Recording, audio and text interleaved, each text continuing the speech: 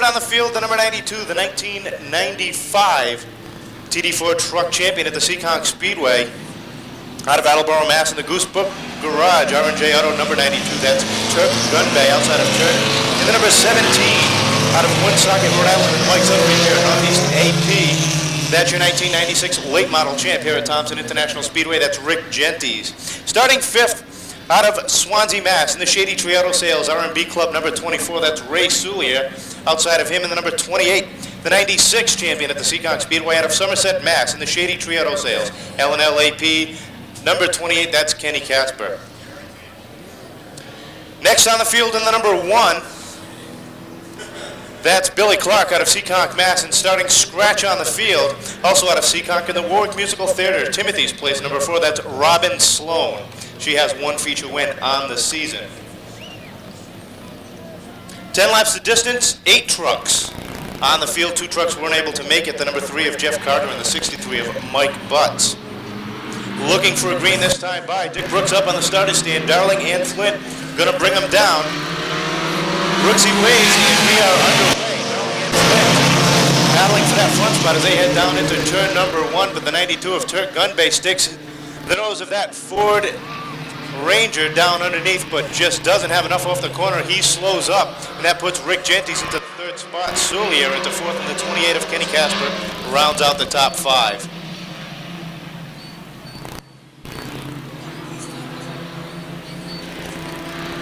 One lap complete. Dave Darling at number 52 leads down the first lap. Flint and Gentes battling side by side for that second position with Ray Soulier with 9 wins on the season, right there in the thick of the hunt.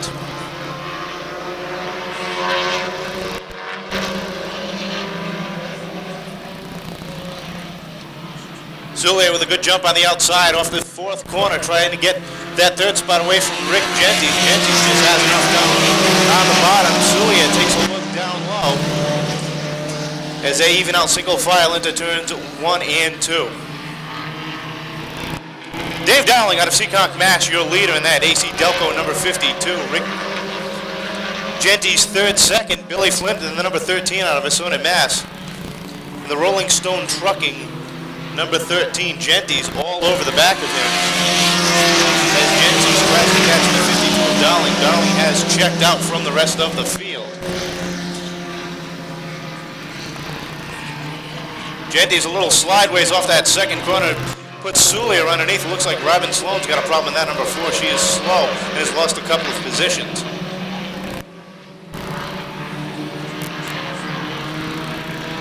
Soulier into 3rd, down underneath the 13 of Billy Flint. Soulier into 2nd. Gentes follows through. Here comes Kenny Casper and that number 28 as they all battle for that 2nd spot. But they've got a long way to go to catch your leader of Dave Darling. Gentes in that 17, extremely slideways off the corner. That truck is loose. But Gentes does know this track like the back of the hand. He is your 96 late model champion here at the Thompson International Speedway. Halfway this time for Dave Darling and that number 52. Soulier, Gentes, Casper, and Billy Clark round out your top 5. Looks like Flint has got a problem. He's back to 7th on the field.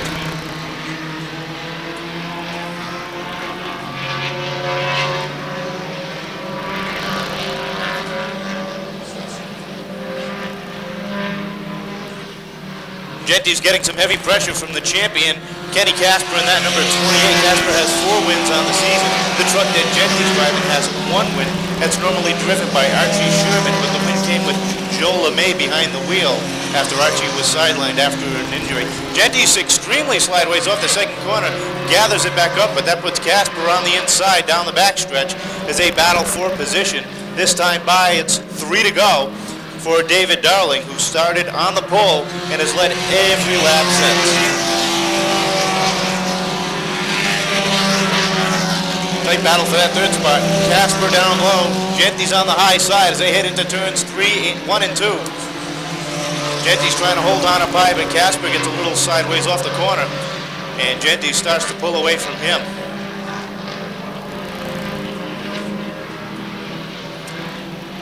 Two to go this time by David Darling, your leader in that AC Delco. A&N Auto Body Bristol Chevrolet number 52. Darling is led from the start. and has never looked back. Ray Soulier in that Shady Tree Auto Sales R&B Club, number 24 in second spot. Doesn't look like he's got enough time to catch your leader. White flag out this time. Soulier trying to gain a little more track position on your leader. Just a lap to go. It's going to be tough. Good battle for that third spot still between Gentys and Casper as they battle nose to tail. Billy Clark in the Jarrett truck racing number 1 runs 5th on the field. Down the back straightaway into turns 3 and 4 for the final time. Looks like David Darling's going to take down the win in this first ever truck feature event here at the Thompson International Speedway. This A&N Auto Body Bristol Chevrolet number 52, your winner. That's David Darling out of Seekonk, Mass. Second is going to be Ray Soulier out of Swansea, Mass. Third, Rick Gentys out of Woonsocket, Rhode Island. Fourth, Kenny Casper, Billy Clark rounding out the top 5 with Robin Sloan, the 92 of Turk Gunbay, and the 13 of Billy Flint rounding out the field.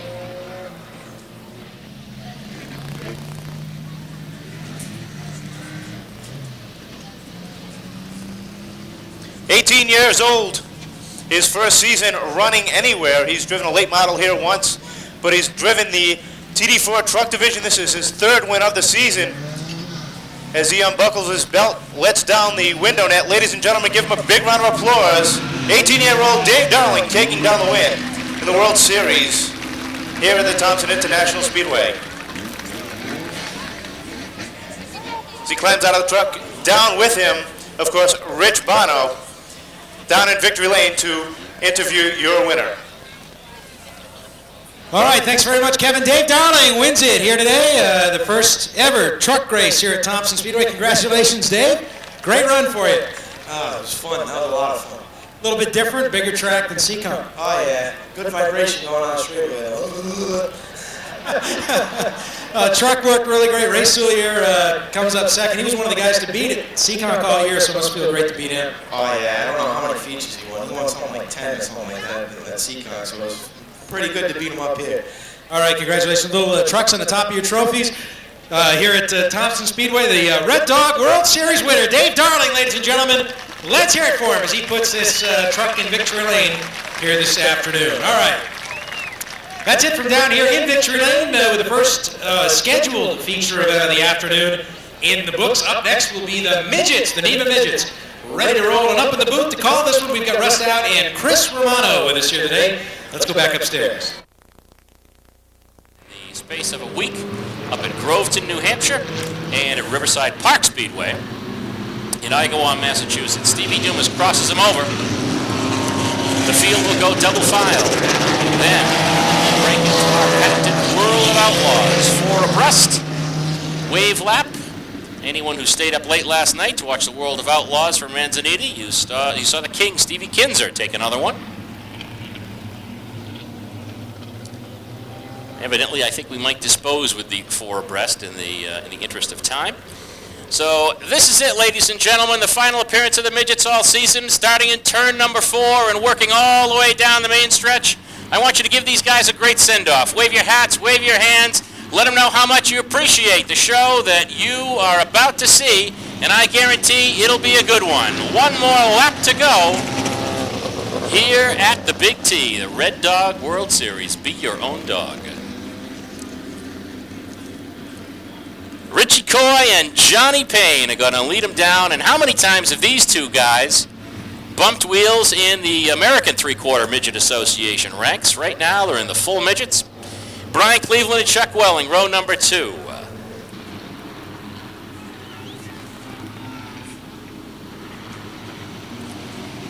Chuck Welling trying to get back into his spot. This seems to be causing some of the confusion. And with a little luck, we'll get over that confusion soon, and we'll be ready to go racing.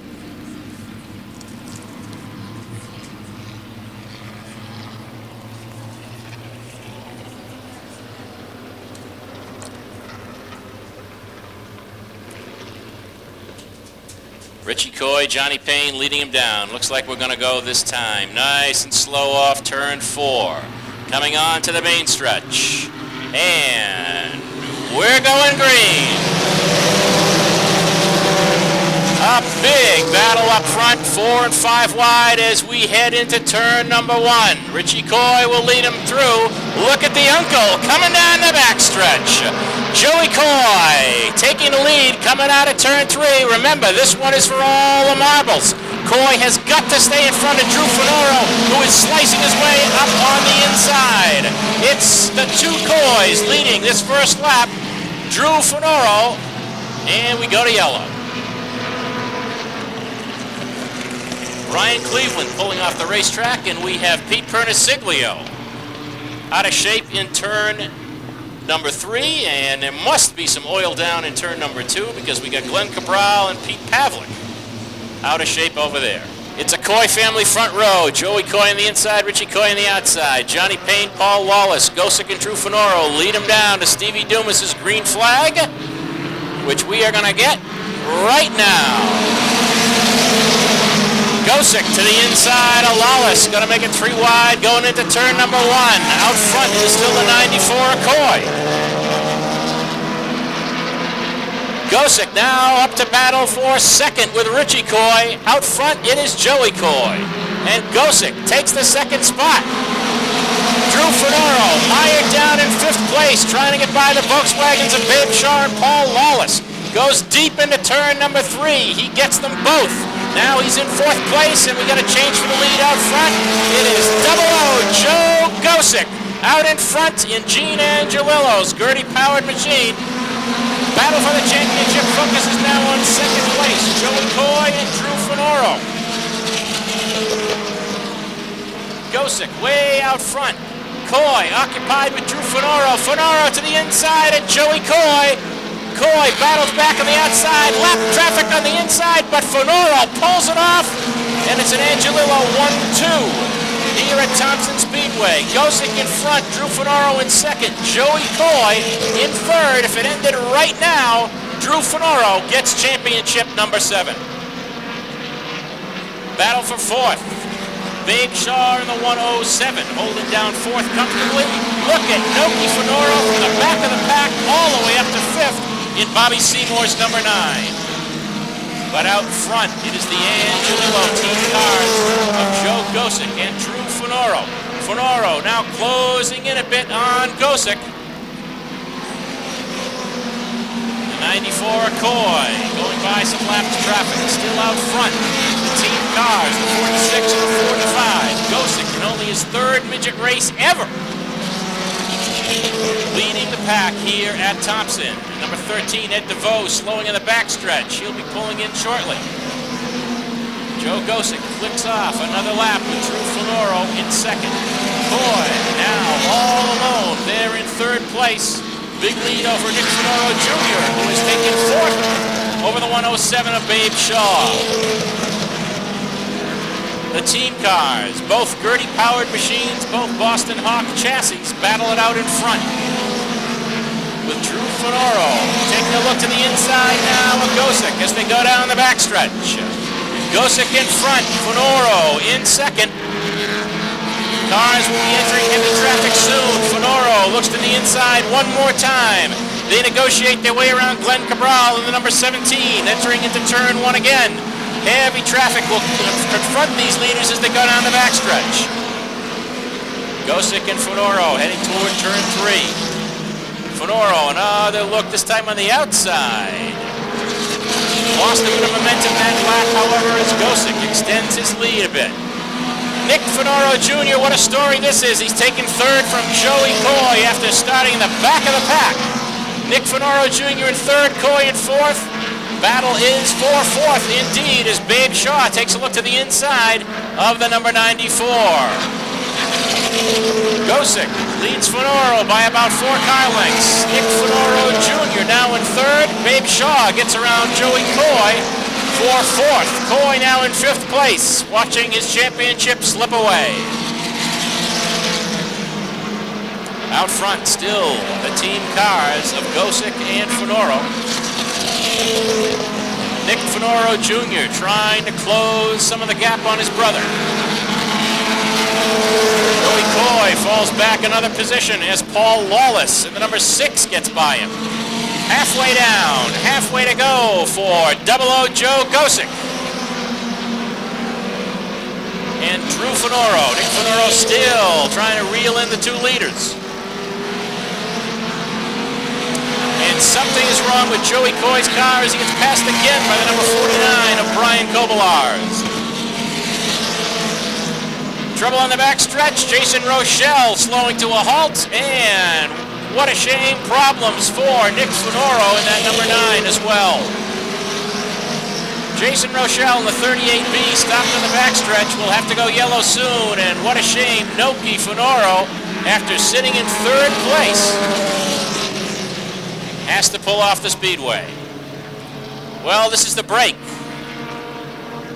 that Drew Finoro was waiting for, as he will get a chance with about 11 laps to go to see if he can get by Joe Gosick. Scott Jackson, the 59, is a lapped car. Kobolars in 4th. Richie Coy in 5th. Johnny Payne in 6th. And watch the number 94 of Joey Coy. Green is out. Gosick getting a good bite off turn 4. Drew Finoro looks to the outside. Now looks to the inside, but it'll be Gosick leading the pack again as we go through turn number 2 and down the backstretch. Where is Joey Coy? He is already up to 5th on the speedway, looking to get past Lawless, and he'll do so this time. Tough break for Lawless. Number 6 slowing out of turn 4. But out front, it is all Joe Gosick and Drew Finoro. Kobolars now in 3rd. Joey Coy fights his way back to 4th after that tire problem. Does he have enough laps with 10 to go to catch the leaders? Gosick, Finoro, Kobolars, Coy, and John Farrell now looks to the inside of Richie Coy to take over 5th spot. But out front, it is all 00 Joe Gosick, as he looks to be set to take his first NEMA feature. Joey Coy now up to 3rd. Tough break for Brian Kobolars. Slows on the front stretch while holding down 3rd. We'll see if he can get off the speedway. Very tough break for Kobolars. Slowing in turn 1. Looks like we're going to have to go yellow, and we do. One more chance for Drew Finoro to catch Joe Gosick. But the guy who really got paid the big dividend here was Joey Coy, taking the gamble, changing the tire, starting from the rear. Watch the number 94 as he will no doubt look to try to pass both of the lead cars, as the championship will be decided in another 8 laps. Stevie Dumas looks him over. Field nice and slow out of turn 4. Gosick bringing everybody a little high. Green is out. Finoro wins the drag race this time, as he puts a car between himself and Coy. A little insurance policy there. Coy looking to the inside of Joe Gosick, but it is Finoro grabbing the lead on this restart. Finoro out front, Gosick in 2nd, Coy in 3rd, Farrell fine 4th, Payne. John Payne now rounds out your top 5. Drew Finoro is looking for championship number 7, and he's looking to pull it down in style with a win here at Thompson. Joey Coy, oh so close, but needs a whole lot of luck in the remaining 6 laps to catch the 2 Angelillo Gertie-powered machines in front of him. 5 to go this time by. 5 to go, says Stevie Dumas for Drew Finoro. Joe Gosick in 2nd. Joey Coy in 3rd.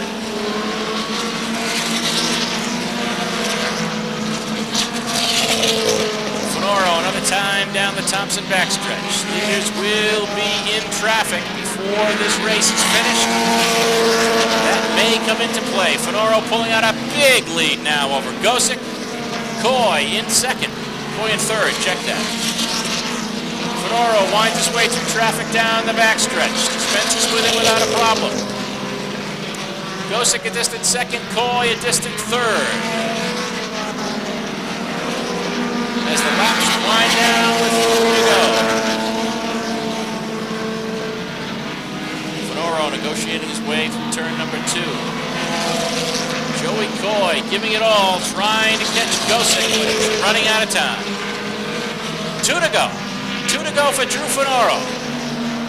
Joe Gosick goes high around the 77 of Mike Legel. Joey Coy passes the line in third.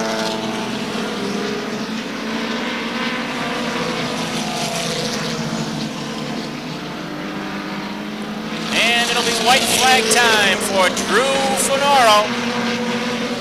Joe Gosick in second. Coy holds down third. Finoro down the backstretch one last time this season. Enters turn number 3 behind Scott Jackson. It is going to be a win and championship number 7 for Drew Finoro. Joe Gosick in second. Joey Coy, what an effort. A fine, fine effort in third. John Farrell, speaking of fine efforts, takes down fourth. Chuck Welling, round out your top 5. And there it is, ladies and gentlemen. The championship has been decided. Drew Finoro picked up his 4th win on the year, taking down championship number 7. Finoro pulls in, takes off the steering wheel, unbuckling from the car. Once again, Finoro, Gosick, Coy, Farrell, and Welling round out your top 5. There's car owner Gene Angelillo right behind on the 4-wheeler. Still unbuckling Drew.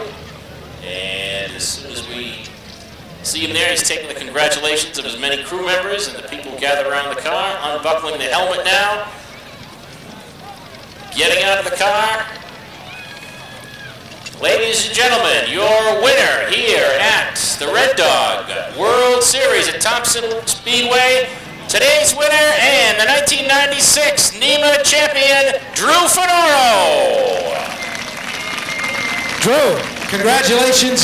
Great win for you. Had past teammate there, Joe Gosick, on the last restart to get it done. And boy, what's all this stuff coming out of this race car here? Well, it was running 210 at the restart. It went up to 260. And I know if I stopped, my owner would have killed me. Well, you won the championship and won the last race of the year. Congratulations, a great run for you. Well, thank you very much. You know, everybody knows to me this is tomorrow's most important race. I know we look like a bunch of schmucks out there today. I apologize for everybody. We'll do better next year. Thank you. Drew Finoro, ladies and gentlemen, he is the NEMA champion in 1996.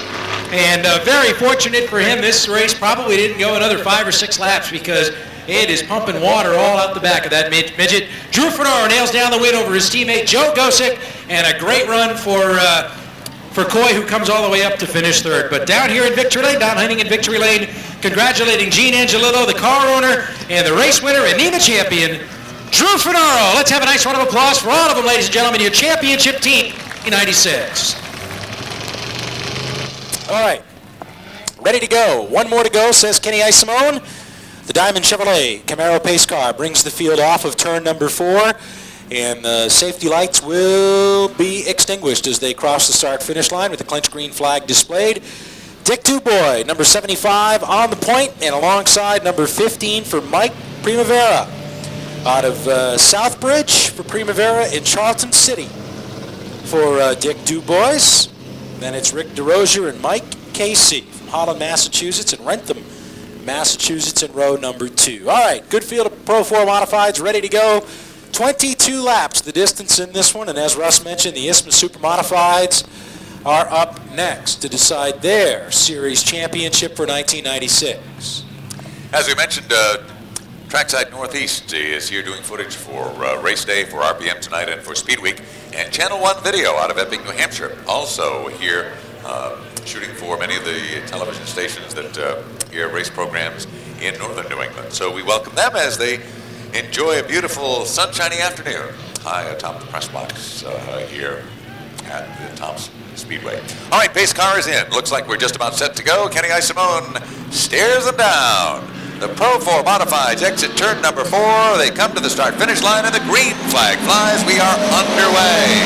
Green from the start is 15. Mike Primavera takes the early lead as Dick Dubois falls back a bit, but Mike Casey immediately climbs up through, and Casey takes over the top spot as they exit turn 2. DuBois back into second as they rumble down the back straightaway. And here comes Chris Osella in the number 16 moving on up. Osella is now up to third, and he gets a good run going on the inside of DuBois in turn 4. Keep your eyes on George Savory in the 21 and the number 2. Those are your championship cars. Ron Smith from Oakham, Massachusetts. Ron Smith in the black and yellow number 2. Both of those guys carving their way up through the front. Here comes Chris Osella trying to get by the 75 of DuBois. As you mentioned, the 21 Savory drops to the bottom of the racetrack, pulls right up alongside the number 30 of George Ruff.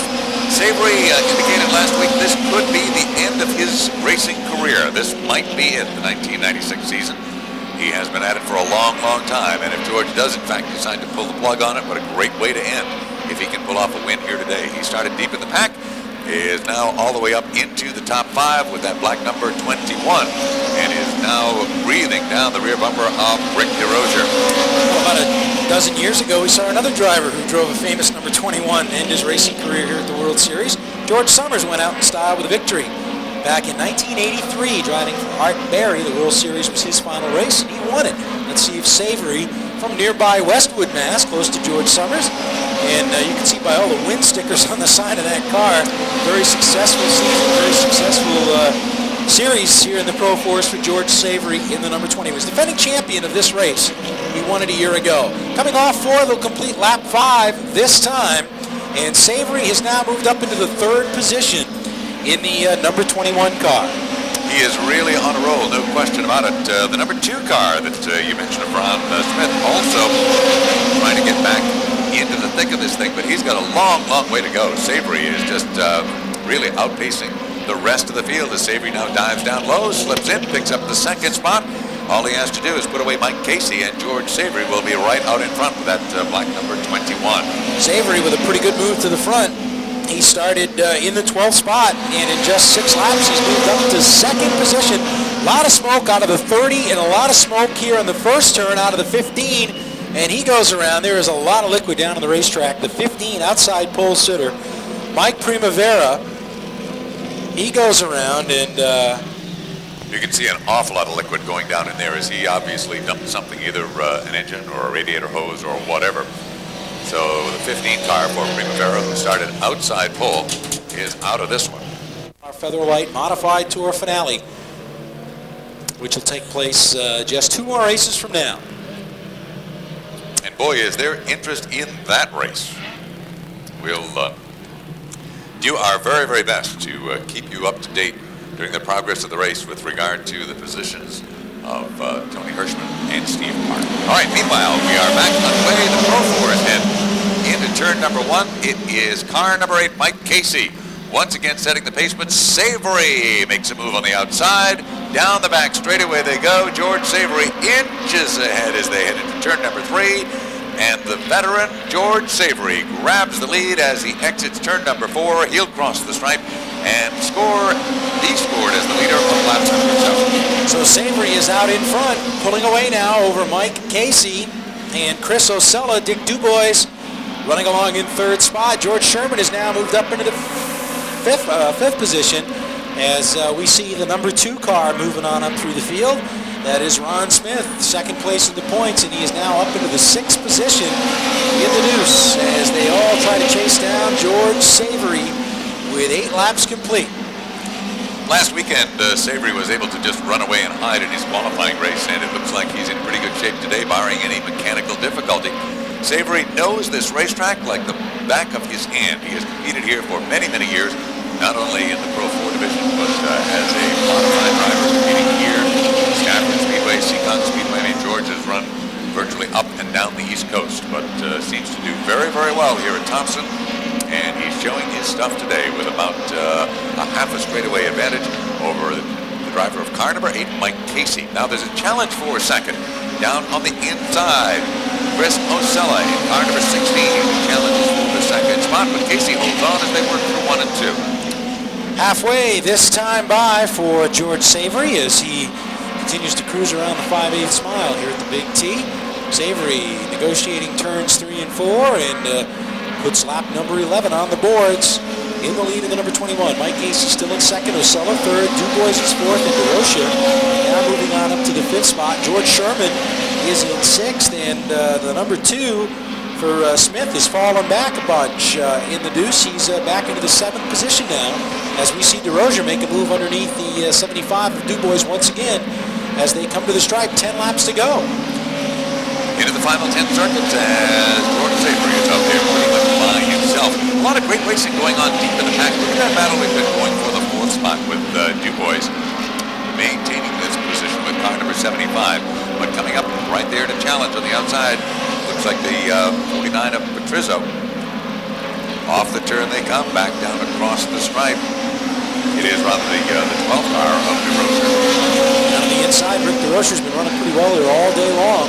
But now George Sherman comes up on the outside in the yellow number 13, and Sherman moves up and around DeRocher and tries to take over the 5th position out there. Actually, that's 5th spot right behind Dick Dubois. DeRocher is 6th. Smith is back to 7th. Patrizzo is 8th as they roll around the 5/8. Dan Missouri Sr. back there in the 9th position in his first run in a while. Behind the Coalfield Modified. Good to have Danny back here at Thompson Speedway. His son Doug will be out of the NASCAR Featherlight Modified Tour feature in just a little while from now. Coming down to the line, 7 laps to go for George Savory from Westwood, Massachusetts. Good battle for second as Chris Osella continues to try to find a way by second place running Mike Casey. Casey is certainly hooked up and has found the groove on the racetrack where he runs the best and has managed to keep DeRocher and the entire pack, in fact, back there behind him. Casey is really, really hooked to this racetrack, but Osella keeps trying to look to the inside. A little bit of a problem here in the front straightaway as George Sherman gets together with Rick DeRocher, and those 2 cars rub wheels, and everybody able to sort it out and keep on going. But Mike Patrizzo, who had just gained 2 spots, falls back a couple of spots here. 5 laps to go now. The signal from Kenny Isimone for Savory. Here comes Osella trying to make a move under Casey for second, but he cannot do it. Dick Dubois with a good run in 4th position. Osella is using every inch of this racetrack. Coming off of 4, he was right at the very bottom of the racetrack. When he hit turn 1, he was trying a high groove, looking for any combination to get around Casey in car number 8. That's a great, great run there for the 2nd spot. Once again, here comes the challenge, but Casey withholds the position. A lot of smoke out of Harry Wheeler's number 19, and he pulls it down to the bottom of the racetrack in turn 2 and 3 rather, and he's going to put it into the infield as everybody continues to roll around the racetrack under green. We've got just a few laps to go here, and Savory is forced way out wide around the number 9 car as we rumble it down, just 3 laps to go. Off the second turn and down the back straightaway all by himself, George Savory, but the battle for second is far from over. Casey, who led the early going of the events, maintains the 2nd spot. And Chris Osella in car number 16 is right there, just knocking at the door as we have 2 laps remaining in this one. Final circuit around the half-mile number 2 with George Savory, Westwood, Massachusetts veteran, deep into turn number 3 all by himself. Casey now has opened up about a 3-car length advantage over the Osella car with 1 circuit remaining. It is the 21, Savory. Let's follow him off the second turn and down the back straightaway, keeping an eye on that battle for second as once again Osella is right there knocking at the door. Checkered flag will wave for car number 21. George Savory from Westwood, Massachusetts takes down the win. Here comes the run for second. It will be Casey Osella. Then the 13 of George Sherman.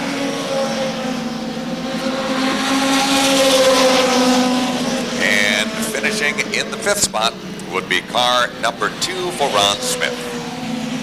So an unofficial rundown of the top 5 goes like this. It would be George Savory in car number 21, followed by Mike Casey in car number 8. In the 3rd spot would be car number 16 for Chris Osella.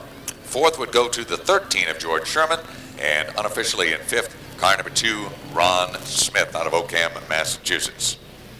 So George Savory, who has been by far the winningest driver in this division in 1996, makes that hard right-hand turn as he goes through the pit gate, and George Savory will head for victory lane here at the Thompson Speedway all as part of the Red Dog World Series. He can hear you now. How about a nice round of applause for George Savory?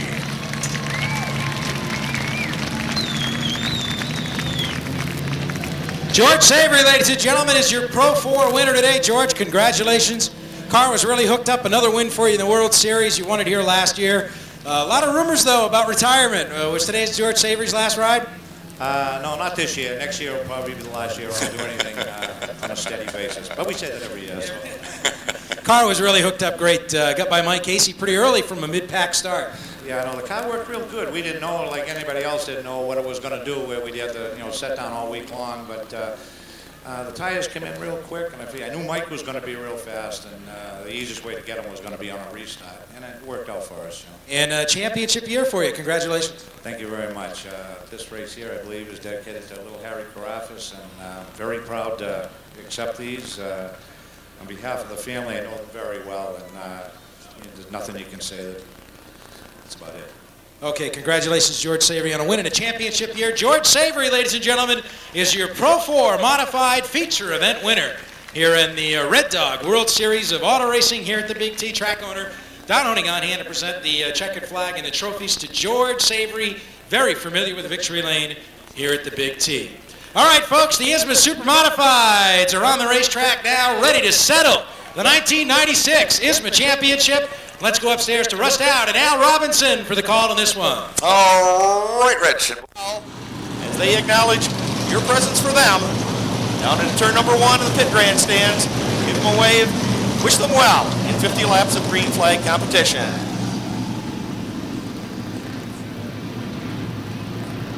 International Super Modified Association starter Jerry Kritzman on the flag stand. Steve Dumas doing the honors, assisting Jerry during this event. Steve, of course, having flagged the EMA Midget feature just a few moments ago. Joe Gosek hoping to improve his NEMA Midget finish by just 1 place as he came home second. Jerry Kritzman displays the white flag to your front row of Howard Page and Randy Ritzkes. Dave McKnight and Mike Ordway in the second row. Joe Gosek and Chris Purley in row 3. Championship leader Russ Wood shares the 4th row with Danny Sewell. Back in the 5th row, it's Pat Abold and Mike Douglas. 6th row, John Greenhall and Dave Samard. Then Scott Martell, Randy Sweet, Bob Smith in the 00X. Alongside 51 Joey Moriarty. 85 is Bobby Whitcomb. And the Dago number 4, the Jersey Jet, Joey Payne. The rest of the field moving into position now. Payne and Ritzkes setting pace off turn number 4. Green flag is in the air. Ritzkes will get the jump on the field as they pour into turn number 1. Ritzkes comes away with the lead. Already Ordway is up to second. Here comes Purley to third. McKnight in 4th. Page will drop into the 5th spot momentarily. Here goes Gosek to the outside.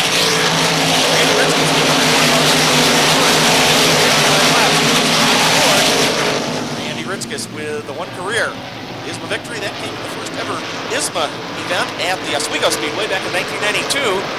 He hopes to put the potent Shea concrete machine in victory lane again here today.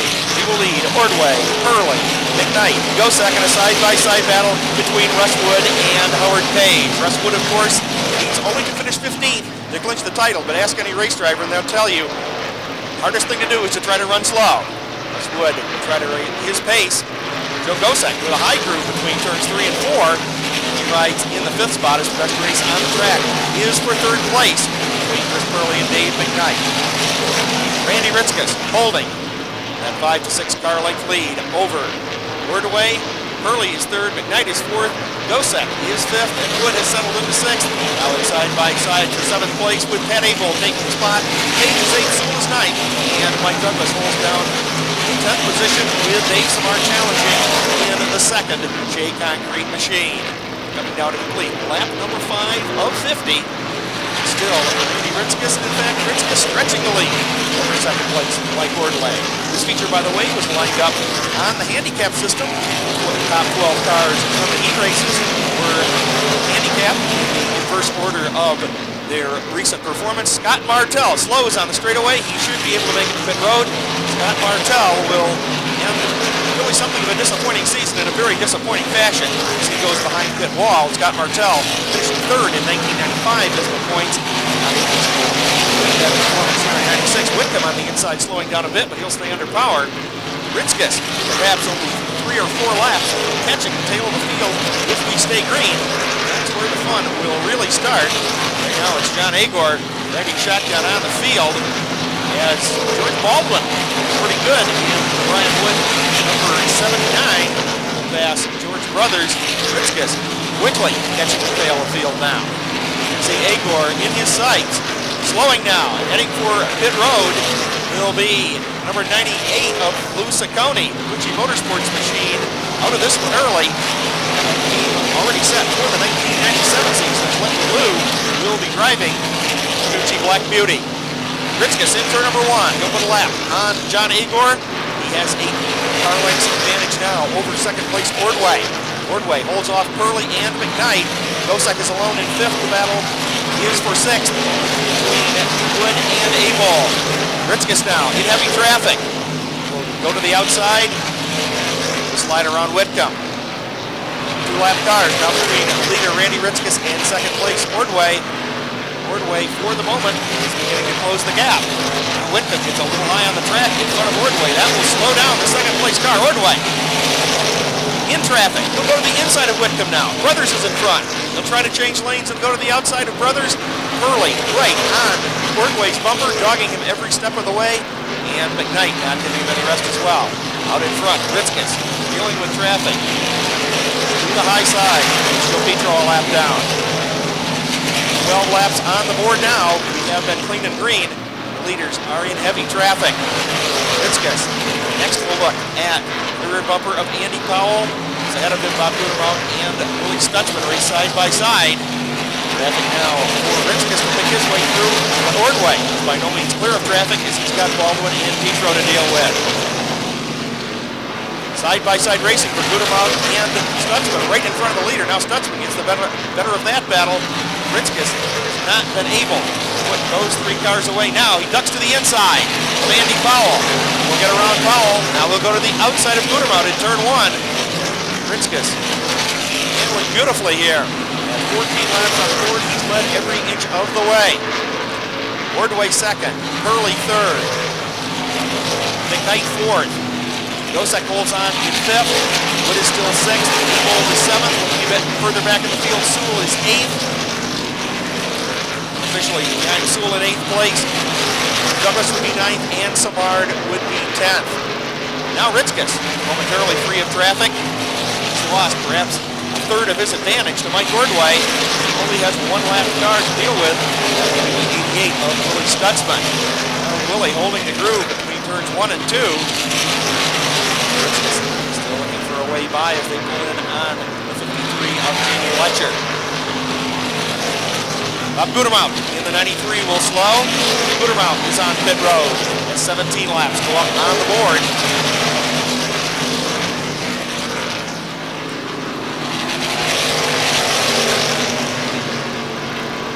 Ritzkus is around Stutzman. Still the gap, some 8 car lengths between leader Randy Ritzkus, second place Mike Ordway, but Ordway's second place coming under increasing challenge from Chris Purley. Purley not in a position at the moment to win the title as long as Wood stays in the top 10.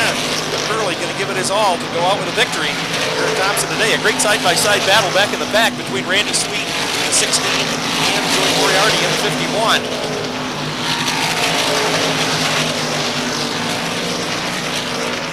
Ritzkus now clear of Stutzman. They'll go to work on Jamie Letcher, Ordway, and now Purley. Move around Stutzman as well. Ritzkus to the inside of Letcher between turns 1 and 2. Digging off the low side. Ritzkus will put Letcher a lap down. Carrying you back through the top 10. Ritzkus is your leader in the 27. Ordway second in the 26. Third is Purley in the 11. Fourth, McKnight in the 94. Fifth belongs Joe Gosek in the 00. A change for 6th place now. Pat Abel to the high side of Russ Wood. They'll race side by side. Caution will be on the speedway for the first time in this 50-lap race. 21 laps on the board as Jamie Letcher rolls to a stop at the high side of turn number 4.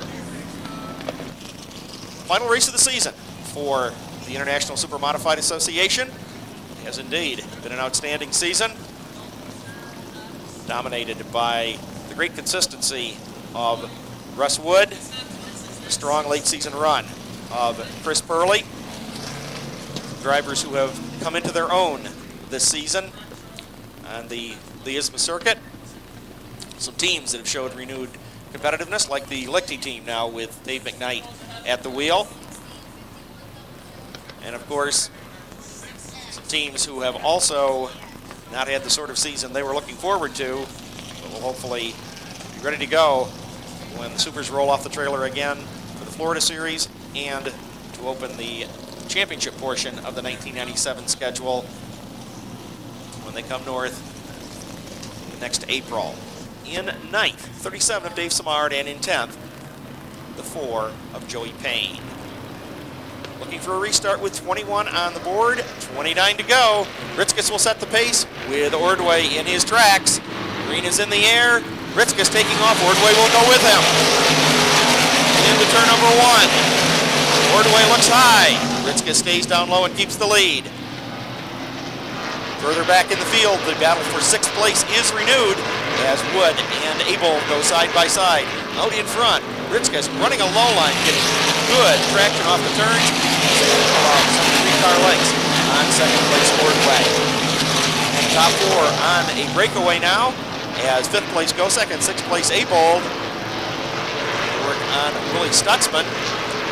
Wood for the moment shuffled back to the 7th spot, but that's well within the window of opportunity. Lynch is 3rd championship in the last 6 years. Ritzkus pulling away now. Ritzkus with 6-car lengths over Ordway. Purley is 3rd. McKnight is 4th, and a big gap back to budding battle for 5th as Abel goes to the low side of Gosek. Gosek has been running high in turns 3 and 4 all day. That allows Abel to get alongside. Abel on the low side in turn 1 now, but Gosek with the high line is able to fight him off. Out in front, Ritzkus. High, wide, and handsome. No challenge as he pulls away. The battle will now again be for 2nd between Ordway and Purley. Randy Ritzkus looking to put his first victory on the board as a member of the Shea Concrete team. That is, of course, the team for which Russ Wood won 2 ISMA championships. Nailing one down just 2 years ago in 1994 right here at Thompson in the World Series. Here's your battle for 5th. Gosek continues to fight off Abold. Ritzkus now drawing away dramatically from the battle for 2nd. Randy appears to have everything under control. We're now past the halfway mark, lap 27. Going up on the board, 27 down, 3 to go. For Randy Ritzkus from Athens, Ontario. Small block, modified dirt track driver along the St. Lawrence Valley. Switching to the asphalt ranks in the early 1990s. Have a big victory at the Oswego Speedway in 1992. At that point, as part of Team Dunnigan on a one-race basis. Now he pulls away from the Dunnigan car of Mike Ordway as Purley looks over Ordway. Tries to get on the low side, but Ordway has the spot covered. 29 laps on the board. Ritzkus absolutely streaking away from the field. He's now lapping into the top 10 cars.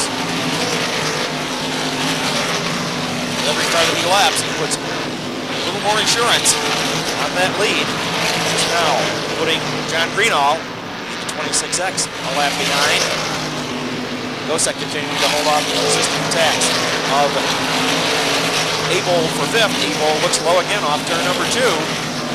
Abel able to get his front wheels up alongside the rear wheels of Gosek. Not able to make the pass. Gosek staying down low in 3 and 4 this time. He does not get as good drive off the corner as he did when he was running up high. And that allows Abel to get alongside. Gosek taking the high road by necessity through turns 1 and 2. He will still hold off Abel in that battle for 5th. Out in front, Ritzkus. No problem yet. Only 18 more laps to go. Ritzkus now closes in and laps 5 Bob Whitcomb. Momentarily put 3-lap cars between the leader and the second place battle. Got behind Howard Page now. This could give Purley an opportunity. But Ordway. It's a tight line around the outside of Page. Does not leave Purley any margin to make the move. Now Ritzkus closing in on Randy Sweet. It'll be 35 down and 15 to go this time around for Randy Ritzkus. So far, only one caution flag has interrupted this race. 21 laps complete when Jamie Letcher just stopped at turn number 4.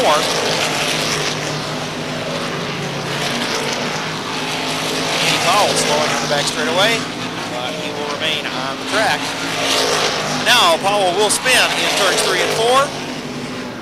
He will come to rest in the low groove of turn number 4. Caution will again be on the speedway with 35 laps complete. Hard to tell if Andy Powell wanted to get into the pits or not. He slowed quite dramatically on the back straightaway.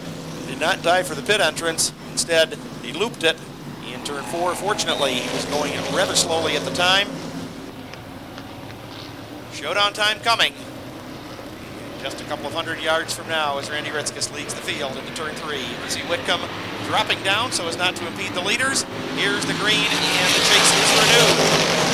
Whitcomb quickly dropping out the leaders' way. Slot in front of the similarly lapped car of Howard Page. The 3 leaders now well away, and this time Ritzkus does not pull away. Instead, Ordway will dog his tracks, and so will Purley. Race along Gosek and Ebold battle is now the battle for 4th, and Ebold again goes to the low side. He may be able to trap Gosek behind the Whitcomb car this time. Absolutely dead even between Gosek and Ebold for 4th place, and now Ebold will take the spot as Gosek is very loose off turn number 4. He will also position the Rushwood out in front. Ritzkus barely able to put a couple of car lengths on Ordway.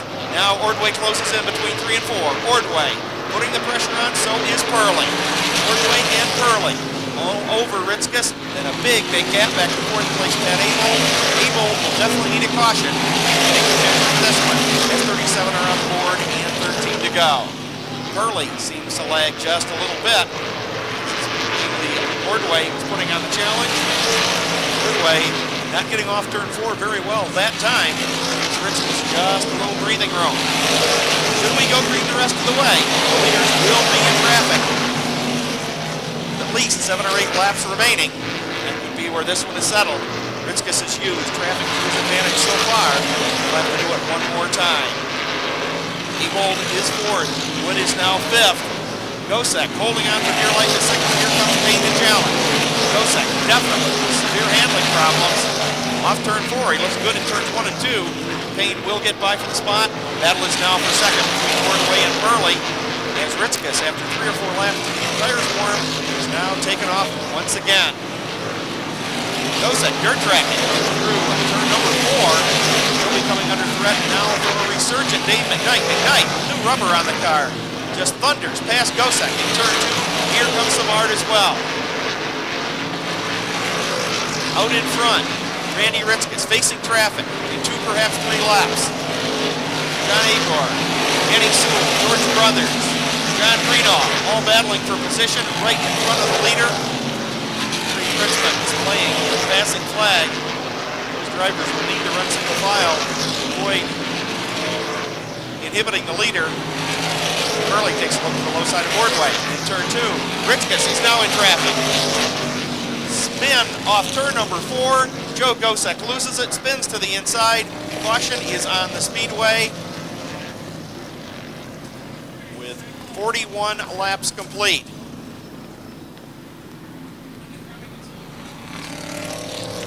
Joe Gosek fighting. The number 00 since the last restart finally loses the battle. He loops it off turn 4. Champion car among the leaders is the 18 of Howard Page. Here's the green. Ritzkus, good restart. Top 5, nose to tail, turn number 1. Ordway riding high, trying to get that extra drive. Off turn number 2. He's 2 car lengths behind Ritzkus between turns 3 and 4. On each green flag run, taking Ritzkus a little time, has been able to pull away. Ordway has not been able to threaten. Of course, now with less than 8 laps to go, the likelihood of traffic interfering becomes less and less. Ritzkus down low. Ordway up high. 3 car lengths apart. Hurley is third. Ebo is fourth. Wood is fifth. Now into 6th. Comes Dave McKnight. Joey Payne back to the 7th position. Samard is 8th. John Agor slow on the front straightaway. Agor being motioned to the inside. Will he be able to make it to the pits? Does not look likely, and he will not. Agor come to a stop on the front straightaway.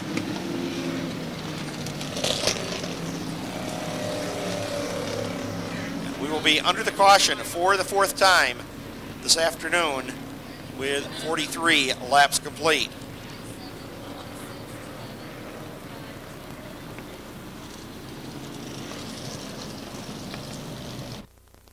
Has already displayed the white flag. He will show the green, this time off turn number 4. Here comes the green, and here comes Ordway up the inside. Ritzkus, not quite as good a restart this time. Ordway is able to go alongside. In turns 1 and 2, coming off the low side, Ritzkus holds the lead. Ordway, this time looks low. Ordway, much closer on the restart this time, actually alongside Ritzkus between turns 1 and 2, but by the time we complete our first complete green flag lap, Ritzkus has reestablished a 4-car length margin. Hurley now look to the inside of Ordway. Ordway risked everything on an outside move between turns 1 and 2. It did not produce the lead, and now he finds himself losing ground to Ritzkus, battling for 2nd place with Chris Hurley. Ritzkus high, wide, and handsome now with a 5-car length advantage. 5 laps to go.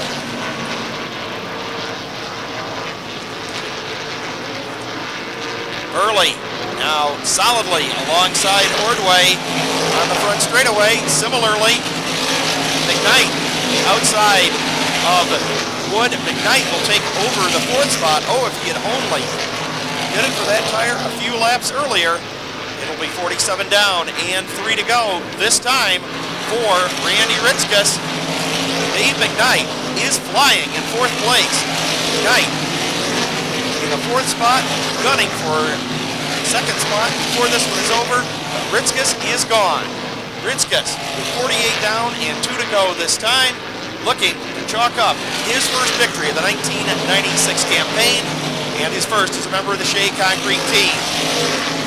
Meanwhile, smooth running Russ Wood in the 5th place, just a lap and a half from clinching his 3rd ISMA championship in 6 years. Jerry Kritzman will put the white flag in the air for Randy Ritzkus. He has nearly half a straightaway over 2nd place Mike Ordway. Hurley is 3rd. McKnight runs 4th, and Wood is 5th. Down the back straightaway for the last time comes Randy Ritzkus. He will glide through turns 3 and 4. He will see the checkered flag in the air, and Randy Ritzkus will score the victory. Ordway 2nd, Hurley 3rd, McKnight 4th. Wood is your champion, finishing 5th. Abold is 6th, Payne is 7th, and Dave Samard comes home 8th.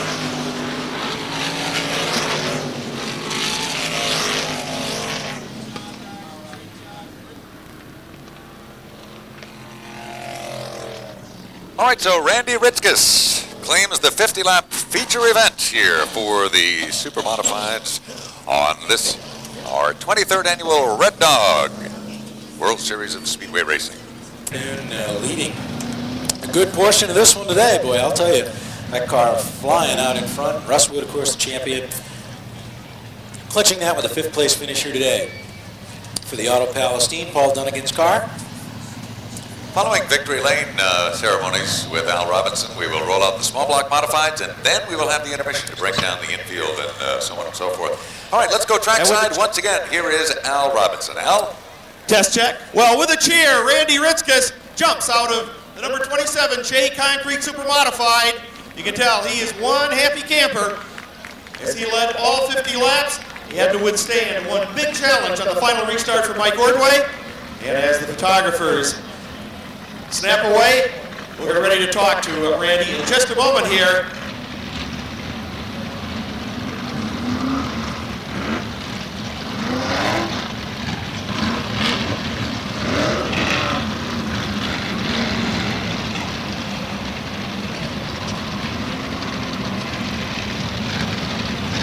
An all-around good day for the Shea Concrete team as Dave Samar comes home with the top and finish as well.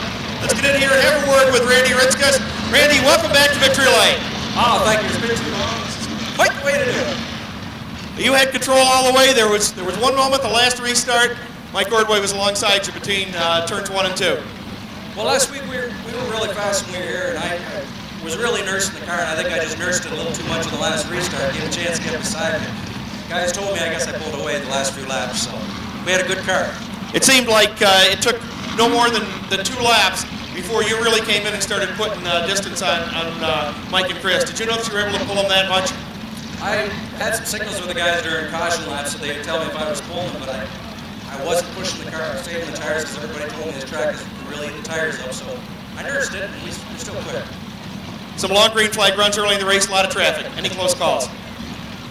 Every time you let somebody, it's a close call, you know. They got to be paying attention. Some guys wanted to go low, some guys wanted to go high. I just kind of shook the dice and hoped for the best every time I went by. Well, he rolled the dice, and they came up 7s today, 27s perhaps. First victory of the season for Randy Ritzkus in the season finale. He'll share the honors today with our 1996 International Supermodified Association champion, Russ Wood. Randy, you got one more thing you need to do. 50-50 drawing. A nice round, $1,550 to the winner of the ISMA Supermodified drawing. And Randy selects ticket number, this is orange ticket, number 017952. 17952, the winning ticket for $1,550.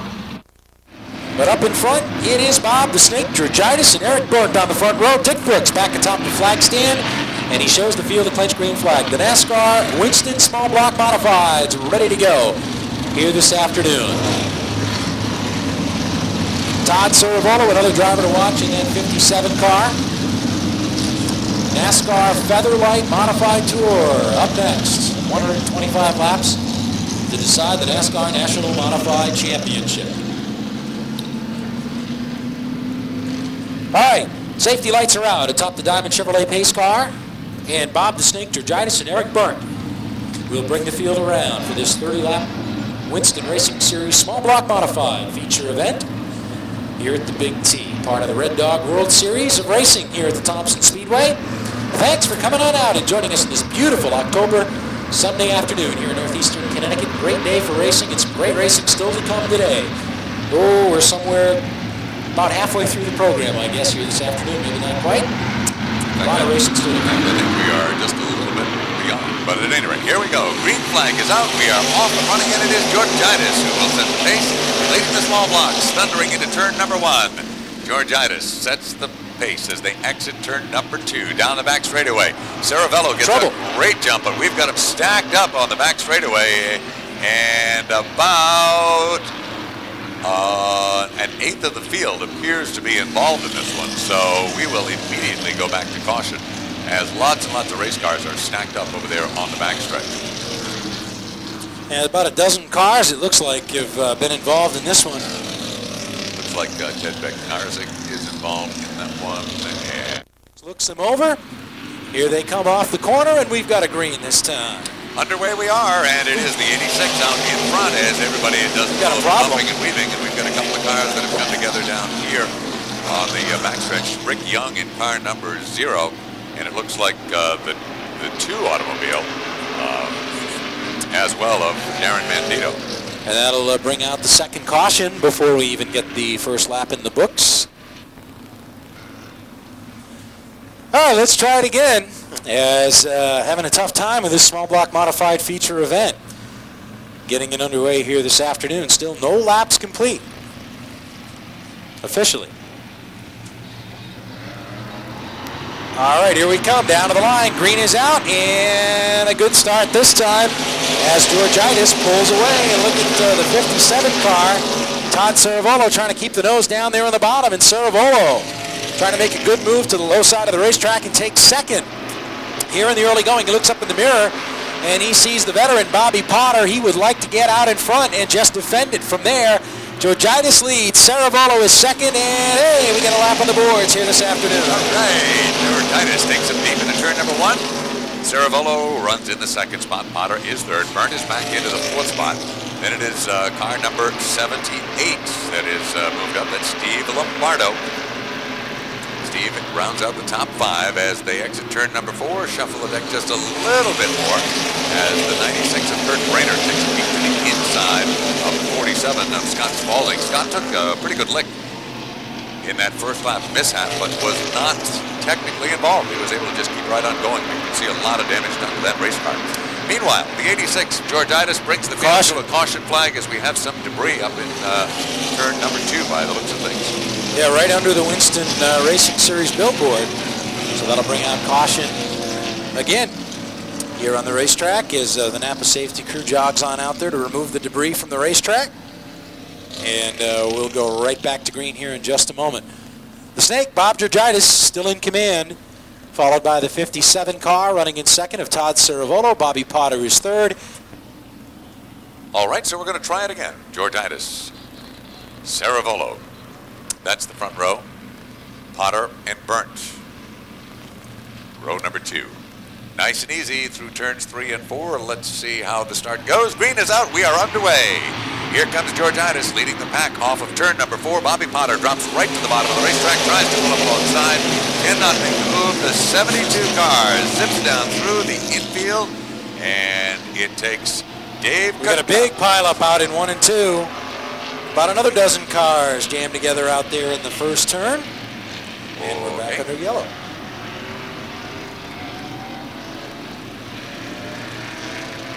Tom White, a lot of damage to the front end of his car as he limps around the racetrack. Kurt Brainerd is in it. All right, Red Dog World Series of Auto Racing right here. Small block modifieds, ready to do it once again. Bob Georgitis, this time with Todd Ceravolo again on the outside, and then we've got the 51 of Bobby Potter in third, and the 78 of Steve Lombardo in fourth. All right, here we come, the pace car. Pulls off the racetrack in turn 4, and the green is out, and we're back underway, folks. Here they come. Potter gets a great run underneath Ceravolo, and Bob Potter puts the 51 squarely into that second spot right behind the 86 of Georgitis. Ceravolo runs next. Then it is Lombardo in the 4th position. We shuffle and bump and grind a little bit between turns 1 and 2, but everybody makes it through. Off the 4th turn, here comes Potter, dives to the bottom of the racetrack, but we've got a car up into the wall, and it is the number 21 car. Tough afternoon for driver Jeff Johnson, and he has come to a stop against the wall between turns 3 and 4. There's a tangle back there between him and another automobile, and that does take a little bit of, or rather, change the handling of the car just a little bit with the spoiler knocked all out of whack. Like a spoiler angled like a snowplow. Yep. Well, let's see what happens. Pace car dives in, and Georgitis jumps on the throttle. Green flag comes out once again. Potter tries to get underneath. Oh, almost makes contact with Ceravolo, but they managed to get to turn 1, and it is Georgitis. Here comes Ceravolo down low, makes contact with Bobby, and the 2 create a problem over in the backstretch as Bobby Georgitis spins to the infield, collects at least one more car. And off he's the going. turn we come. But the yellow is out. Everybody underway with a caution is out as Bob Georgitis also with one other automobile going around. Is that Chris Carell? Not yet, anyway. All right, so Todd Ceravolo, who is a winner here at Thompson in the past, we'll bring him around with Bob Potter and Steve Lombardo, Scott Spaulding and Don Fowler, and Ted Christopher now. Teddy started last. In 2 laps, he's moved up into 6th. Pretty impressive accident avoidance there for TC as he's come from the back of the pack, missing all wrecks. And he's now up to 5th as they throw the green. Jimmy Broderick also takes advantage. He was in the pits for the initial green flag, and he's up into the top 6 right now. Okay, single file seemed to work rather well that time as they head back down into turn number 3. It is Todd Cerevolo in the 57, the 51 for Bob Potter, and then it is Steve Lombardo in the 78 as they work their way off of turn number 4. Spalding, Christopher, in that order as they head back to 1 and 2. Down to the inside, Christopher takes a look underneath the 47 of Spalding. Can't make the move that time. Teddy drops back in, remains in position number 5. Cerevolo gets way up high between the 3 and 4, but does not relinquish the lead to Potter, who is right there knocking at the door. A lot of smoke out of the 22 of Agor. Looks like he's got a Nerf bar rubbing against the left rear tire on the double deuce out there. Lloyd Agor from Mahopac, New York. Meanwhile, TC comes down to the inside of Scott Spalding and takes over 4th position. Teddy Christopher also doing double duty here today, moves up a notch into the 4th spot. As they run back into the first turn, it is still Todd Cerevolo leading Bob Potter in 3rd, Steve Lombardo, Ted Christopher in 4th, Scott Spalding is 5th, and Jim Broderick holds down 6th. Here comes Potter. He takes a look to the inside of Cerevolo in 3, but Todd Cerevolo still able to hold him off as we come down to complete lap number 6. Todd Cerevolo, obviously one of the real young up-and-coming drivers in this division, and he looks in the mirror, and boy, if there ever was a veteran of open-wheel modified racing, it is Bob Potter in the 51. Right there, knocking at the door. Cerevolo and Potter, both carrying Paul's TV sponsorship. We've got a spin down in turn number 1. It is the 21 car again, and it looks like Caution is out. it sure is. That is the 21 again for the 3rd time today. That's Jeff Johnson. He spun out in the 4th turn, tagged the wall in the 3rd turn, and now spins again in the 2nd turn. And wouldn't you know it, starts right up. Holding off Bob Potter here with 7 complete, 23 to go. Then it is 78 Lombardo.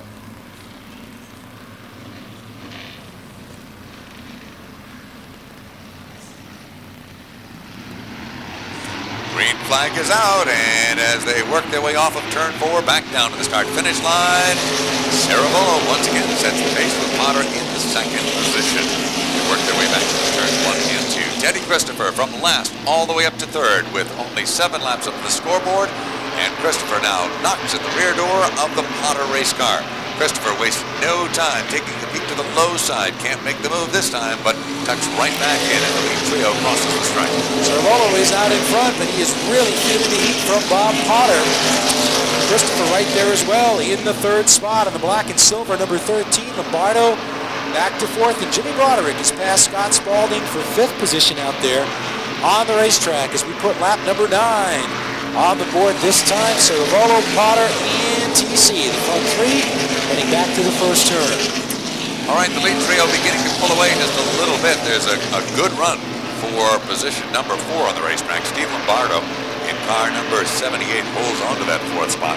But right there knocking at the door is Broderick in the 66 as Broderick gets a little out of shape off of 4. He's able to gather it back together. Spalding runs behind him. And it is Don Fowler and the 0 for driver Ricky Young.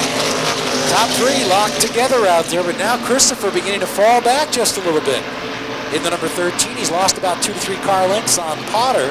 As we complete lap number 11, Potter takes a peek to the inside. He's got the wheel alongside as they go to turn 1. That's the challenge for the lead. Bobby Potter in the white number 51 down low. And Todd Cerevolo, the youngster, as we've got 60 going around out here in turn 4.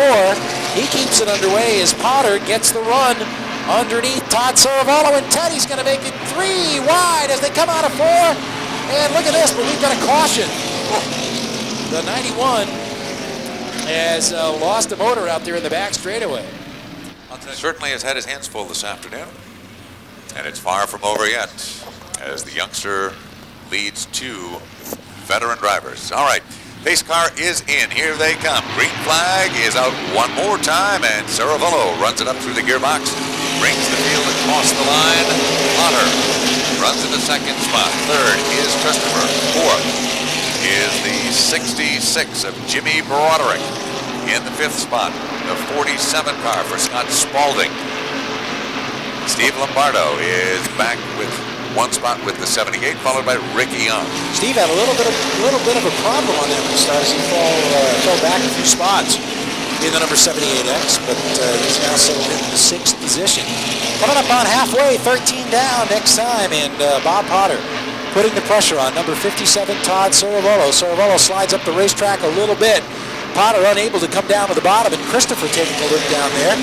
Potter in a tough spot right now. If he tries to make the move, he's got Christopher to worry about right at his back bumper as they rumble off 2 now and head down the back chute. We all remember the picture a few minutes ago with them coming off of turn 4, 3 wide. Let's see if it happens again. Cerevolo, however, gets a little bit high. Potter dives to the bottom and gets a little bit loose. When he does, Christopher gives him room to recover, and they remain 1, 2, 3. Pretty much single file. Potter and Cerevolo make contact. Bobby Potter, second place car. Looked like Cerevolo got a little loose out there in 2, and the caution is out here as we approach halfway. We're not quite going to get there.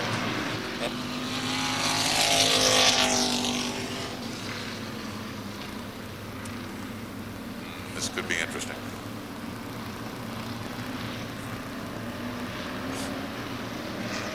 He's going to have a head of steam by the time he gets to the front of the pack. All right, green flag is out, and here comes Potter in the lead, ahead of the 66. And we've got trouble right over here on the straightaway, and it looks like we've collected at least 2 cars involved. The 91 made contact up in the wall and collected Todd Zegedy's car, number 60. He is unable to drive away. So it looks like a tough afternoon for the Zegedy machine. You can see a lot of damage done to that.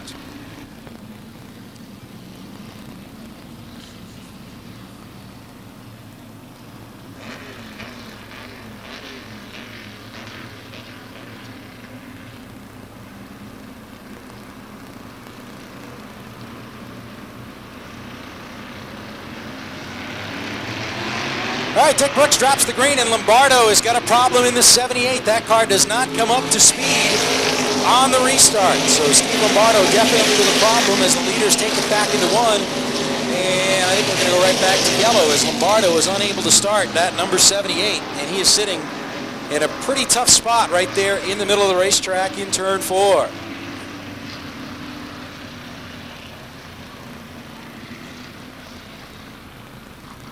Push truck will come in and give an assist to Lombardo's number 78 car. We should be able to go right back to green here.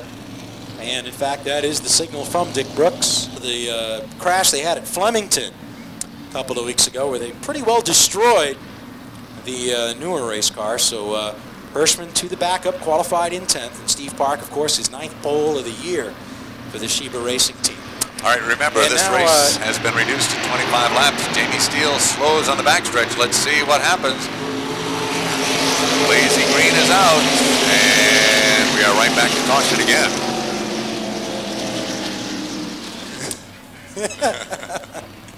You ever consider running for office, Paul? No, today's the day to do it. Got 12,000 votes. All right, 6 to go now for this small block modified feature. There's the green flag. And let's see what TC does. Keep your eyes on him in that black number 13 as he continues to try to move up through the field. He'll be surprised that he only has 5 laps to make a move to the front. Number 51, Bob Potter in the lead, followed by Jimmy Broderick, who's had a great 96 season, won the fall final out at Stafford, comes down to the line, challenging Potter. 5 laps to go, and Potter must be thinking, hey, not bad, 5 to go. We'll take it. Veteran Bob Potter out in front. He's setting the pace, and it is the number 66 for Jimmy Broderick running in that 2nd spot. A great run this afternoon, which certainly has actually ended up changing things around for car number 47, and Scott Spalding got off to a real tough start as he was involved in that mishap over in the backstretch. Got the car pretty well bent up, and now has managed to move up and is running very consistently in the 3rd spot.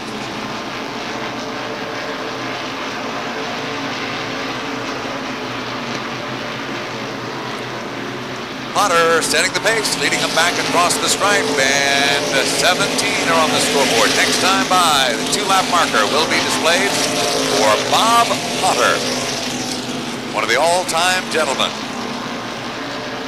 Bobby out of Norwich in the Freddy's TV wins oil, car number 51.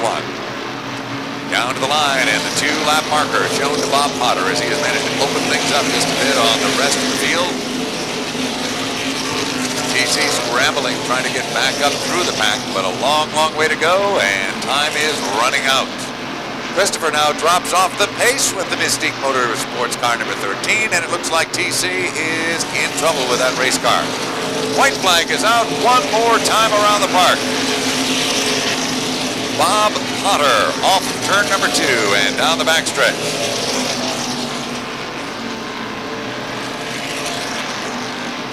Here they come. Checkered flag is out. And Bob Potter claims the win here this afternoon.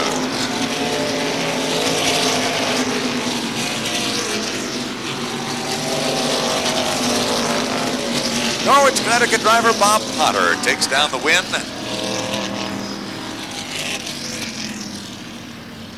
Bob started 6th on the field.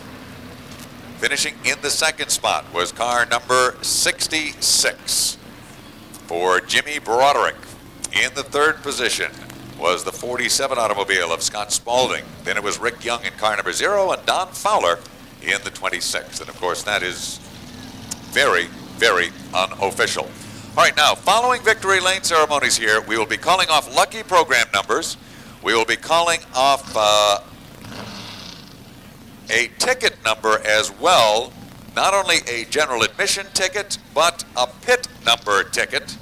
And we'll be giving away tickets to Lee USA Speedway's Oktoberfest next weekend. Claim your prize. Let's go trackside with Rich Bono. All right, Russ, thank you very much. Bob Potter out of Norwich, Connecticut puts the Freddy's TV CJ machine number 51 in victory lane here at the World Series. A great run for the veteran driver, nailing down a win in the Red Dog World Series here at the Big Team. Bob Potter coming home victorious here this afternoon, and a great run for the veteran driver out of Norwich, Connecticut. Dick Brooks presenting him with the checkered flag. Bob, congratulations on a great run for you here this afternoon. Car was pretty strong out there in the early going, but Todd Cervolo gave you a good run. Teddy Christopher put a lot of pressure on you as well. Yeah, the car was going real good. Freddy's TV car just was awesome. It was awesome last weekend. Today was running pretty good too, but it was just tough getting going because we had so damn many restarts, But sure feels good to be in victory lane a bit. Yeah, it's been a while since you've been here in victory lane. Congratulations. Good to see you back. Well, I'm glad to be back. I just hope the modifieds come back next year. All right, congratulations, Bob, on a terrific run. Thank you very much. Bob Potter out of Norwich, Connecticut is your winner in the small block modified feature in the World Series of auto racing here at Thompson Speedway, brought to you by the folks at Red Dog. NASCAR Featherlight Mods rolling out onto the racetrack for their feature event here this afternoon. Gentlemen, start your engine! And the field comes aside on the front straightaway of this historic 5/8 mile Thompson International Speedway. And we welcome the 1996 edition of the NASCAR Featherlight Modified Tour To its natural conclusion right here at the Big T. 65 points separate our two competitors for the championship. The driver of car number 3, Tony Hirschman, leads going into the event. Stephen Clark, who is headed south to drive for Teresa and Dale Earnhardt in the 1997 season. When we are just about set to get underway, we are going to ask your help, and we will let you know about traditional Thompson Speedway send-off for the Red Dog World Series. Is something these drivers are very, very deserving of, and we hope that you will give them a spectacular send-off. We'll let you know when there's but one lap to go. We'll ask that you stand and wave and cheer on the men who live by the grace of God at 600 horsepower. Happy birthday wishes going out to Raleigh Barrows, who is celebrating his 42nd birthday with his kids here at Thompson. S.J. Yvonson, Doug Meservey, Tim DeRoy, and Carl Erickson. That's the field for the final events of the 1996 season for the NASCAR Featherlight Modified Tour.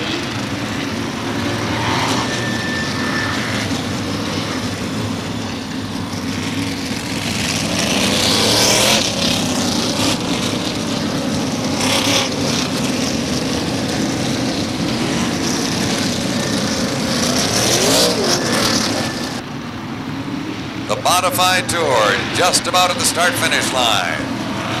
Starter Dick Brooks says we're going to go next time. Gentlemen, the lights have been turned off on top of the pace car and around the speedway.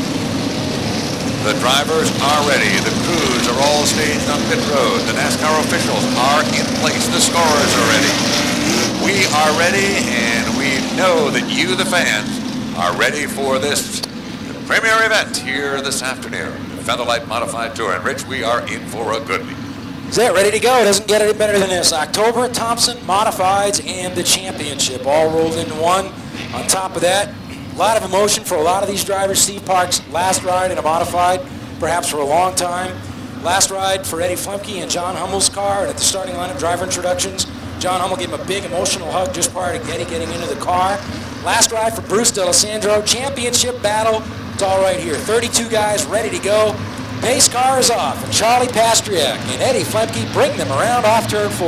Here they come. Nice and easy. Picture-perfect start. They exit turn 4. They run it up to the gearbox. The green flag is out, and the gas is on for turn number 1. All right, Pastriak with the early jump, and we've got a problem off of 4. Carl Erickson may have gotten into the wall, and that will bring out the caution right on the start. Carl Erickson, and now he's underway. You can see he does have some problems with that. It looks like he may have caught the wall and broke a suspension part in the right front of that race car. So Carl Erickson will scoot around, will head for pit road, and hopefully some quick repairs for him. NASCAR has indicated that they will hold Carl Erickson a lap for halting to bring out the caution. So we'll see. Erickson was the first alternate to this race. Ken Woolley had qualified, but Ken has business commitments this weekend. 2 laps on the scoreboard.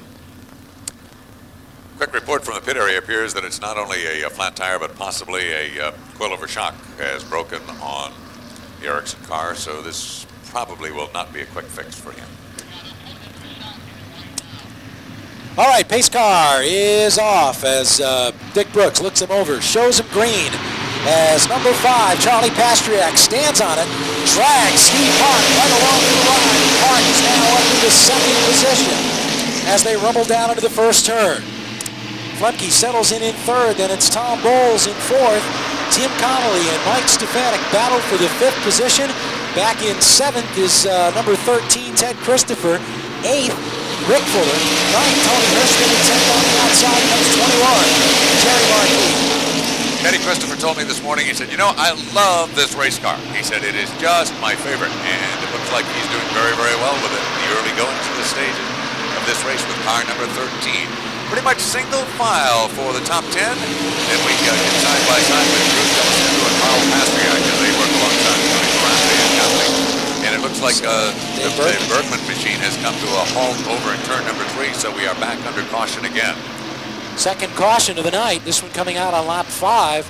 And number 32, Dave Bergman, goes a lap down as he goes around in the 3rd turn.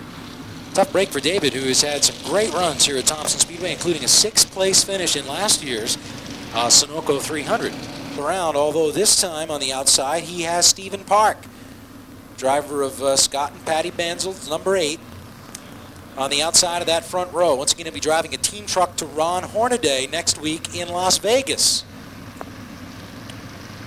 Ed Flemke has fallen to 3rd. Tom Bowles is 4th. 5th is Timmy Connolly. All right, there's the green and a great jump from Pastriak. Once again, Pastriak leads them down across the line. Turn number 1, Steve Park runs in the 2nd spot. Back there in the 3rd spot, Tom Bowles with the Bear Motorsports number 14. Then it is Flemke. You can see a lot of sparks coming out from underneath the Teddy Christopher and the Tim Connolly race cars as they exit turn number 2. They're back to the 4th turn already. Pastriak and Park taking the field across the line. We want to let you know, too, we'll tell you a little bit more later, there is a special award for the 4th place finisher tonight, the Bubby's Race Chasers Award in memory of Corky Cookman, who won this race 10 years ago today.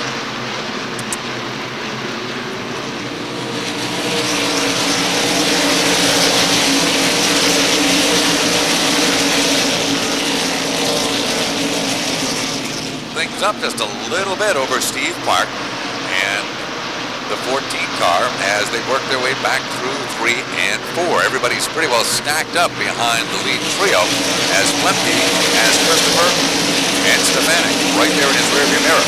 There may have been some fuel venting from the number 8 as he came down the front straightaway that last time by. We'll have to keep our eyes on that. It looked like it was up on the top left of the back panel, which is where the fuel vent is located. Let's see what happens as he runs by this time. It does appear that he's still venting, but it does appear to be fuel. Nothing really to worry about at this stage of the game. No, but you can see that Bowles has backed off just a little bit.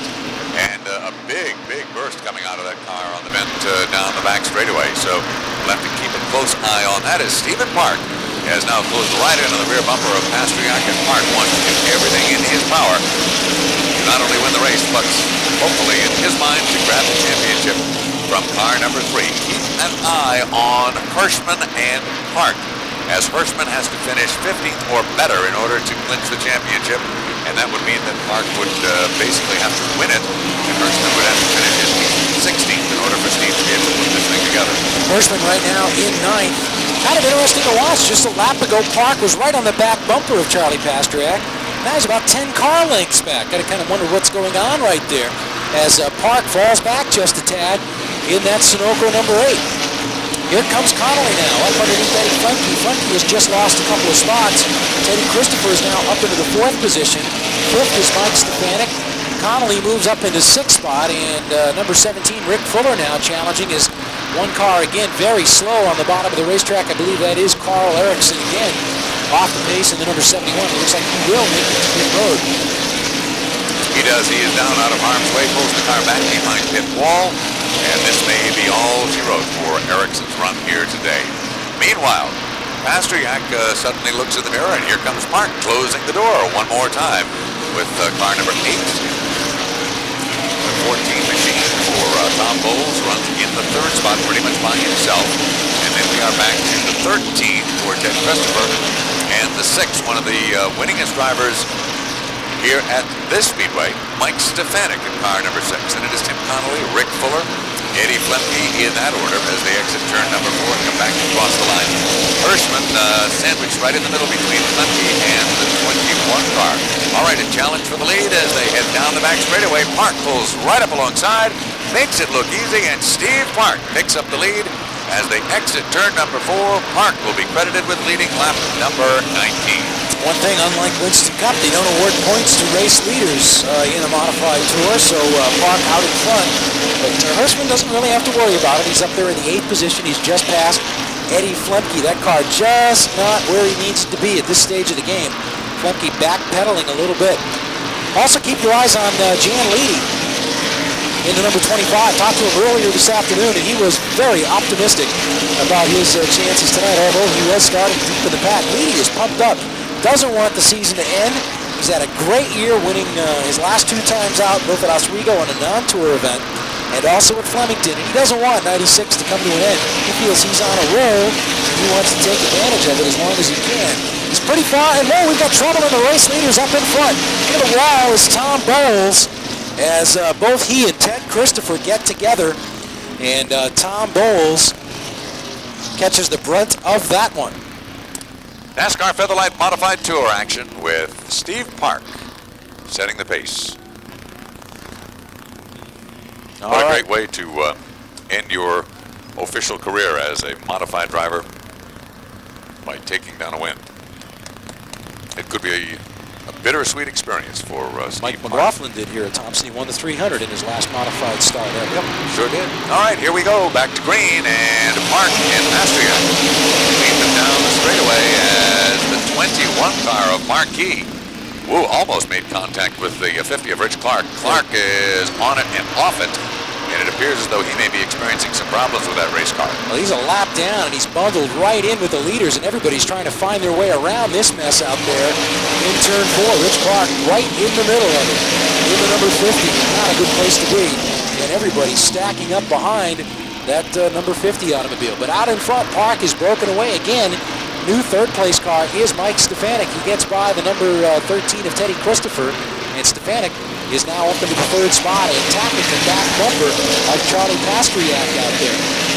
A 3-way run with Connolly, Hirschman, and Marquis continues as they are really, really going at it. You can see Hirschman looking to the outside of Connolly as Stefanik drives underneath. Hirschman almost lost it out there in 3. That car was cranked sideways as he and Connolly got together. That was a miracle. Trouble. There is trouble. Bert Marvin's 07 has gone around. He's under power and still rolling, so we're going to stay green, but it looks like Bert Marvin, the impressive rookie out of Colchester, is going to go a lap down right here.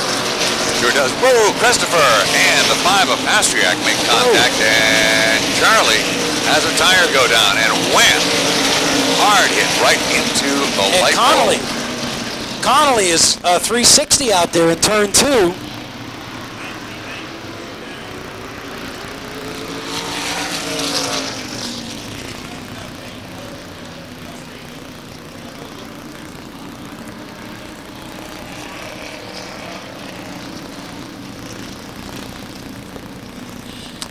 All the drivers pretty much had planned a pit stop about midway, and then when a lot of the competitors up front realized there were so many cautions, some of them didn't pit, went the whole way on their tires. This is only a 125-lap race, which is relatively short here at the Big T for the modifieds, compared to in the past when we've run like a 300-lapper here. But this one, relatively short for the Tour, so 90 so laps may not be so bad for guys like Flemke and also Connolly in the 4. All right, here they come. Green flag is back out once again. Steve Park walks up, but it looks like TC takes a ride down through the infield. Okay. Trouble in turn 1 as a bunch of cars get together.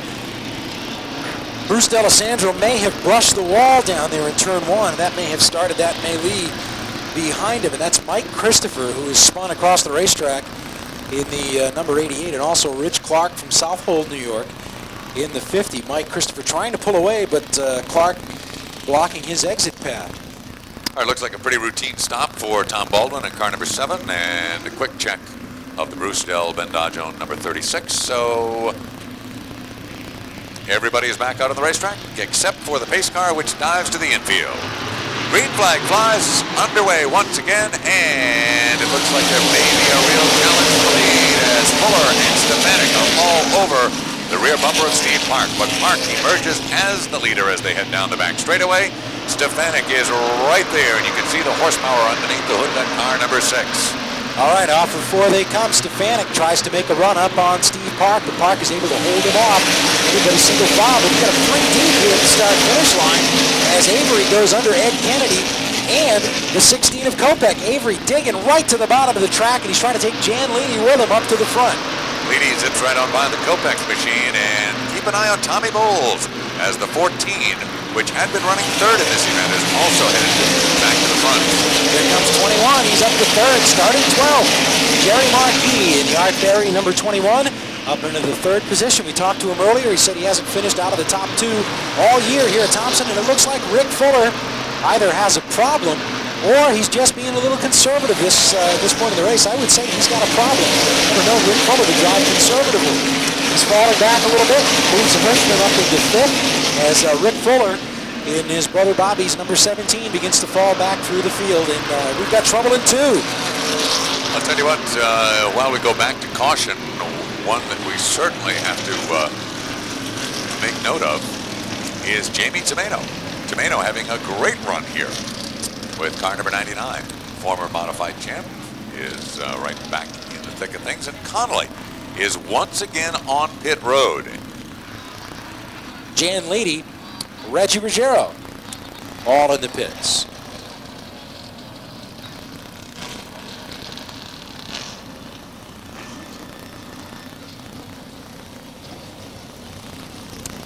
All right, on pit road, once again, a lot of the cars, including some of the drivers up front, Jan Leedy in the 25, and Rick Fuller in the 17, Ruggiero in the 44, in the pits as well, Kopech and Bowles and Airy, who brought out the caution, all taking advantage of this lap 45 caution to pit. You can see smoke coming out of the 17 of Fuller.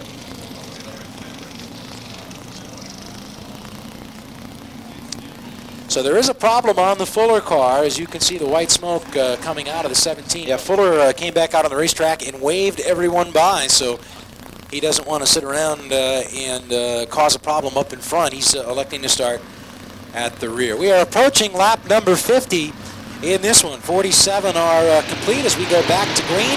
Standing on it as they come out of 4, we've got Steve Park out in front. Stefanik in second, and Hirschman moving on up to third. He doesn't look like the guy running for the championship out here tonight. He runs up to third spot as he goes up and around on the high side. Gets by Jerry Marquis as Chris Kopech and Tommy Bowles get together in turn 2. Everybody sorts it out as we put lap 48 on the boards. It's Park, Stefanik, Hirschman, 21 of Jerry Marquis running along in 4th, and then the 77 of Mikey Winitsko. Pretty good run for Winitsko here tonight. Running up in the 5th spot in his final run for Kurt Chase. Mikey Winitsko looks a little bit ahead of him, and he sees the car that he will be driving next year. The Jeep Racing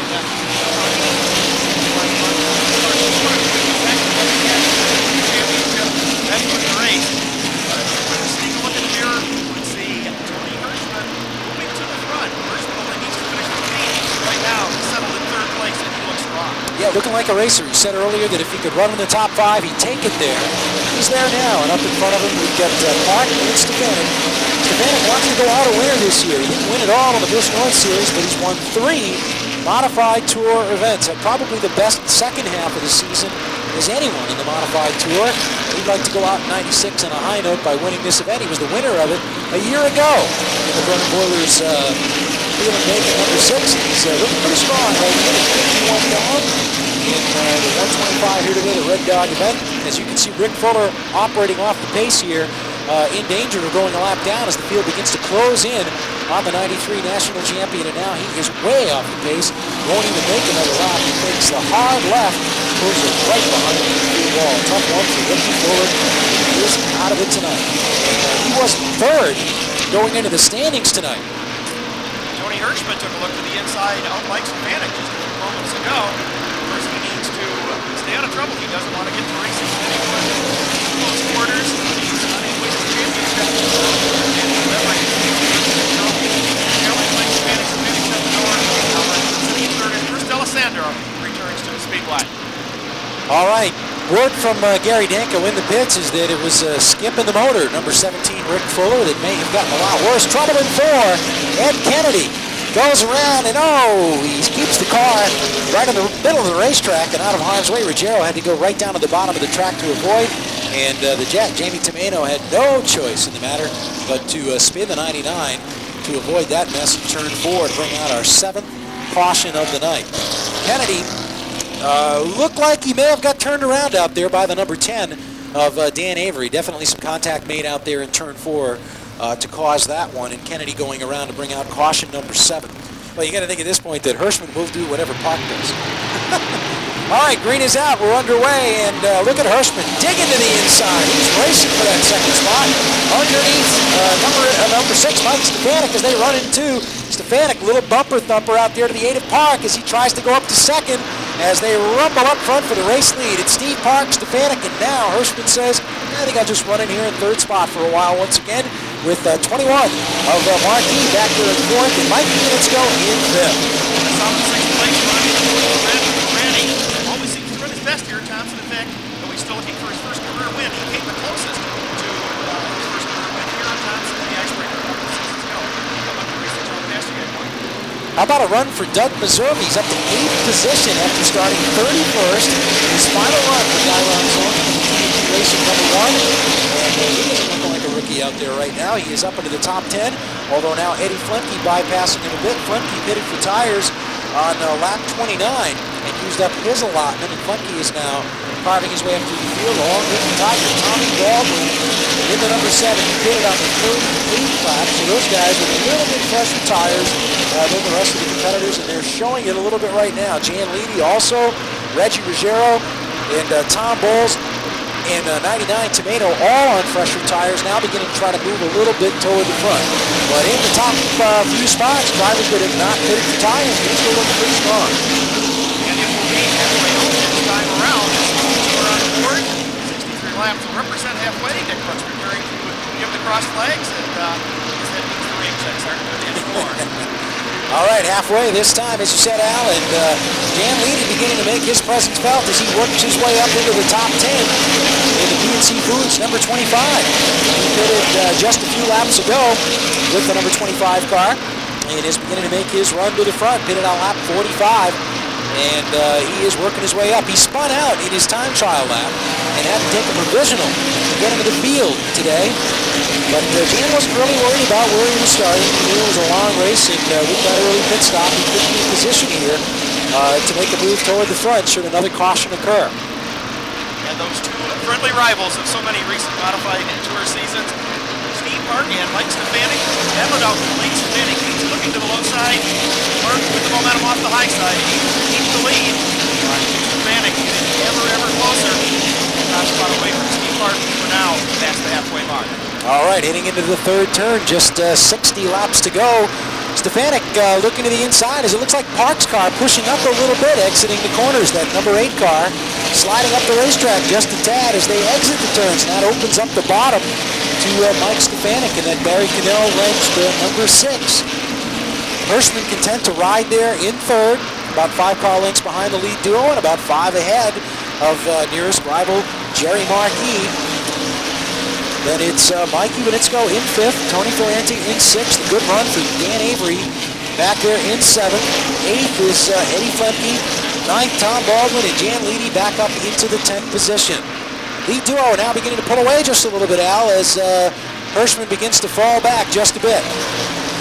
Now got a 2-car battle for the lead. Hirschman along in 3rd, and 2-car battle for 4th. Martin and then a lot of racetrack. Get back to the battle for 6th place. Now side by side, Dan Avery sneaks underneath Tony Ferranti. Avery now in the 6th position. Next to take the shot at Ferranti will be the 11th of Eddie Flemke Jr. And the Tiger Tom Baldwin in tow. Crashing again there on the tires now. Slide back now. The challenge is for the lead off turn 2. Stefanik got his front wheels up the rear wheels of Steve Park, but could go no further. All right, Stefanik now beginning to turn it up a little bit. He ducks underneath Park as the 2 Goodyear cars go at it up in front, with Hoosiers' Tony Hirschman back there in 3rd. Park trying to hold down that top spot, but he is really feeling the heat from Stefanik, who started 5th.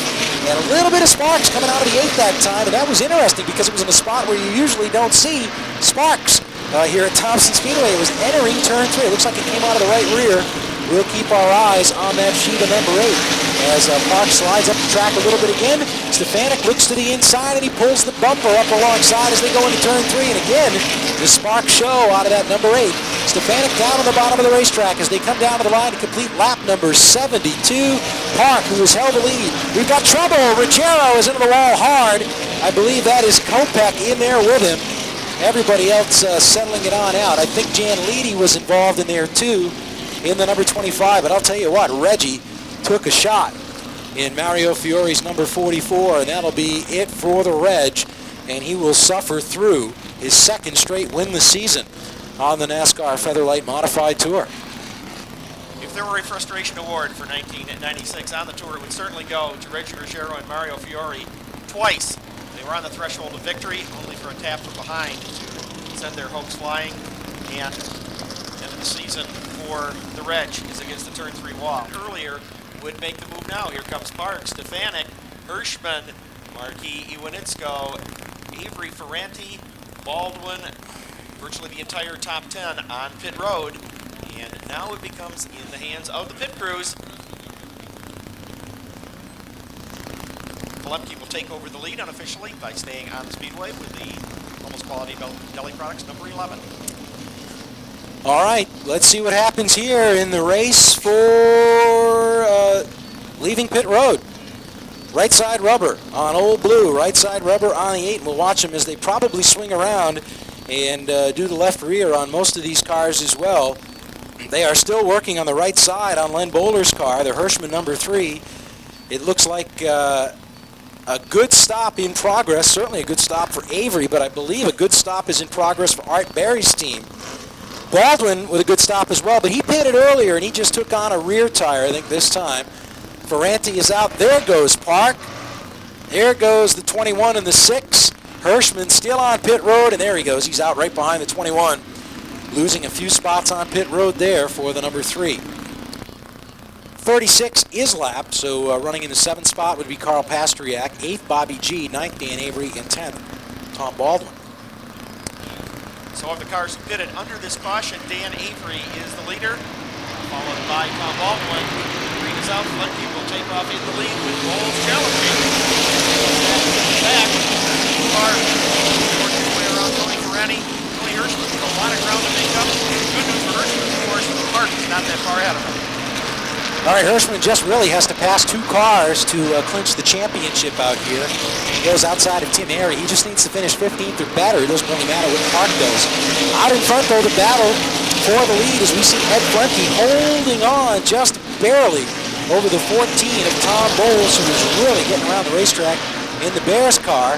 Then it's Tomeno, Bert Marvin, the rookie, Teddy Christopher in 5th, and Ed Kennedy in 6th. The front 6 have broken away a little bit from the rest of the pack as we watch Steve Park carve his way up to the front. He's already passed 2 cars in his charge to the front here with, just 45 laps to go next time by as the Mod Squad rumbles around the 5/8 mile here tonight. Could this be TC's day? By winning a Busch North race at Channell International Speedway, basically only minutes left on Ed Christopher's resume until Illinois modified for victory. He's up in the top 5 now, but Ed Kennedy is on the move. Kennedy in 6th. Challenge on Christopher. Carl Pastriak with a good run as well, but he's solid in the top 10. Ed Kennedy, another driver who always seems to save his best performances right here. That's right. He runs extremely well here at the big team. Meanwhile, Steve Park continues to blast toward the front. Just like a year ago, he's on a tear, trying to blast his way to the front, get into the race lead in that number 8 car. He knows he's got to do it. Hirschman back there in 16th position. Needs to pass just 1 car to take the National Modified Championship this year. And he was trying to work by 31. Hirschman, we've got 3 cars together out in 4. It looks like the 4 of Connolly, the 1 of Meserve, and the 35 of Avanson have all gotten together to bring out yet another caution here on the 82nd circuit. Dave Bergman with some damage also on the 32. You can see the Nerf bar rubbing against the right rear as they'll bounce back for sure. All right, Eddie Flemke Jr. trying to go out a winner with John Hummel here today. Tom Bowles trying to make his modified return to Thompson triumphant. Green is out, and look at Christopher. Right to the bottom of the racetrack, scoops up underneath the 07 of Bert Marvin and tries to get him, but he's unable to keep it stuck down low, and Marvin hangs on to 4th. Meanwhile, Steve Park in the 8, down on the bottom under Carl Pastriak, going at it out there in turn 3, and Park challenging now for the 6th position in the Sunoco Race Fuel Chevrolet. Park on a tear, folks. And he will have that spot. Under Pastriak, his next object will be Ed Kennedy in the Ralph Solomon 0 car. Hirschman, meanwhile, still back there in the 16th position. He had just made a move to get by Hirschman when the caution flag came out, and he had to go back behind Tony Ferranti, and had to settle back in behind. Now we'll see if he's able to get the spot. Meanwhile, we've got a caution as Chris Kopech tags the wall out there in turn 3. It's kind of a dated story by now, but we like to tell it. Tom Bowles bears a considerable resemblance to the former world champion Nigel Mansell. The difference, of course, this year, as in recent seasons, Tom has had a much better year. Yeah. Tom doesn't have, $30 million a year for sitting around either, so. All right, pace car is off. Flemke and Bowles doing a little bumper tag out there as we go to green. Right now, Hirschman is 15th on the field. He's where he needs to be to clinch the championship by the skin of his teeth if he hangs on to this one. And Park continues his march to the front. Hirschman being very, very cautious at this point in the game.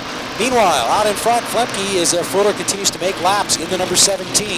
It is Flemke still out in front as we see the 8 of Steve Park continue to dig to the front of the pack. Steve Park in the Sunoco number 8, driving to the front of the pack as now Hirschman scoops up and around Tony Hirschman out there, goes around Tony Ferrante. We get the Tony straightened out. And Hirschman is now up into the 14th spot. Meanwhile, watch that yellow and blue number 8 as Park goes underneath the 13 of Christopher. Park digging on the low side. He will, well, I was going to say he would clear Christopher. He doesn't clear him until they come on. Meanwhile, Hirschman picks up an important spot as he gets around Tom Baldwin. There are a couple of cars in front of Hirschman now who are operating on relatively old tires. For example, he may be able to pick up a couple of spots. Right now, he's in the position that he needs, regardless of what happens. Steve Park, and what's happening to Steve Park right now is that he is challenging Bert Marvin for 4th place. He was from under Marvin, and he over to 4th position. He's come down to complete lap number 96. He will challenge David Fano for 3rd. Steve Park on the way to the front. Here's what he needs to do to lock up the championship. Still 29 laps to run. Stefanik has been pretty much lockstep with number 8 Steve Park as they work their way to the front. Bert Marvin also now trying to take advantage as Park is up to 3rd. Here comes Stefanik underneath Christopher to pick up another spot as they run to the front, completing lap number 97. Stefanik was putting a lot of pressure on Steve Park right there in the late going as they run down the back straightaway. Now Stefanik sits 2 spots behind Park. Winding this one down, we've got about 36 laps to go, 37 laps to go, and this one as they cross the line and head back to turn 1. Flemke has opened up a little bit of an advantage over Bowles. But I'll tell you what, Steve Park is on a roll in that number 8 car. Park closing on Tom Bowles now. He will look at the low side off turn number 4. And right, just a bumper behind turn number 1. Park will put Bowles away. Only 1 car between Steve Park and the lead. At lap 100, that 1 car is Eddie Flemke. Further back, Mike Stefanik. Around Bert Marvin for the 4th position. And Hirschman is on the tail of the impact in front of him. He's going to work on Carl Pastriak a few spark flies. As Hirschman pulls up behind Pastriak, clears into turn 3. The point that we're going to also make mention of, Al, is the fact that Flemke was in for tires on lap number 29, so he has a lot more laps on those tires than does Steve Park. As Park takes a peek inside, cannot make the move, tucks right back into the rear bumper, but Park will not be satisfied with that. Down the backstretch they go as Steve Park finds himself virtually glued to the rear bumper of Ed Flemke Jr. Off the turn they come. This time by, we'll put 102 up on the scoreboard as Park now gets the nose up alongside the hot dog machine. Flemke tries to hold him down. They're side by side off of turn 2, down the back straightaway, 500 feet, and it might be settled when they hit turn 3. This time, the nod goes to Flemke as he holds off the hard challenging Steve Park. Back down to the stripe. Park pushing Flemke down the front straightaway. We're in for a real barn burner. And Ed Flemke Sr. would certainly be proud of this race putting out this afternoon. He's got older tires, but he's not going to get his Steve Park. He's racing them clean, but he's racing them hard. He holds off Park. Hirschman creeps closer to the front. Park looking low, getting alongside. After Carlin behind the flag stands in turn 1 on lap 105. Park will be pulling alongside. Flemke digging in the high groove, but finally, Park coming off the low side will take over the top spot. Towards lap 105. Steve gets a great bite out of the hole with that car and is able to pull right up alongside. We've got to spin down in turn number 4, so we are under caution one more time. And that should be the number 32 of Dave Bergman's car, yes. Bergman, no apparent contact. He is able to refire and move away under his own power. If there's anybody... Gary, it looks like we've got a couple of people that are headed in, and one of them happens to be Tony Hirschman, car number 3, as he leads them down pit road. Tom Baldwin is coming in as well. It looks like Dan Avery, and of course Rick Fuller, who has had just a miserable afternoon here with car number 17. A very close eye will be kept on car number 3, and we'll have to see if this is routine or if in fact there is a problem with that.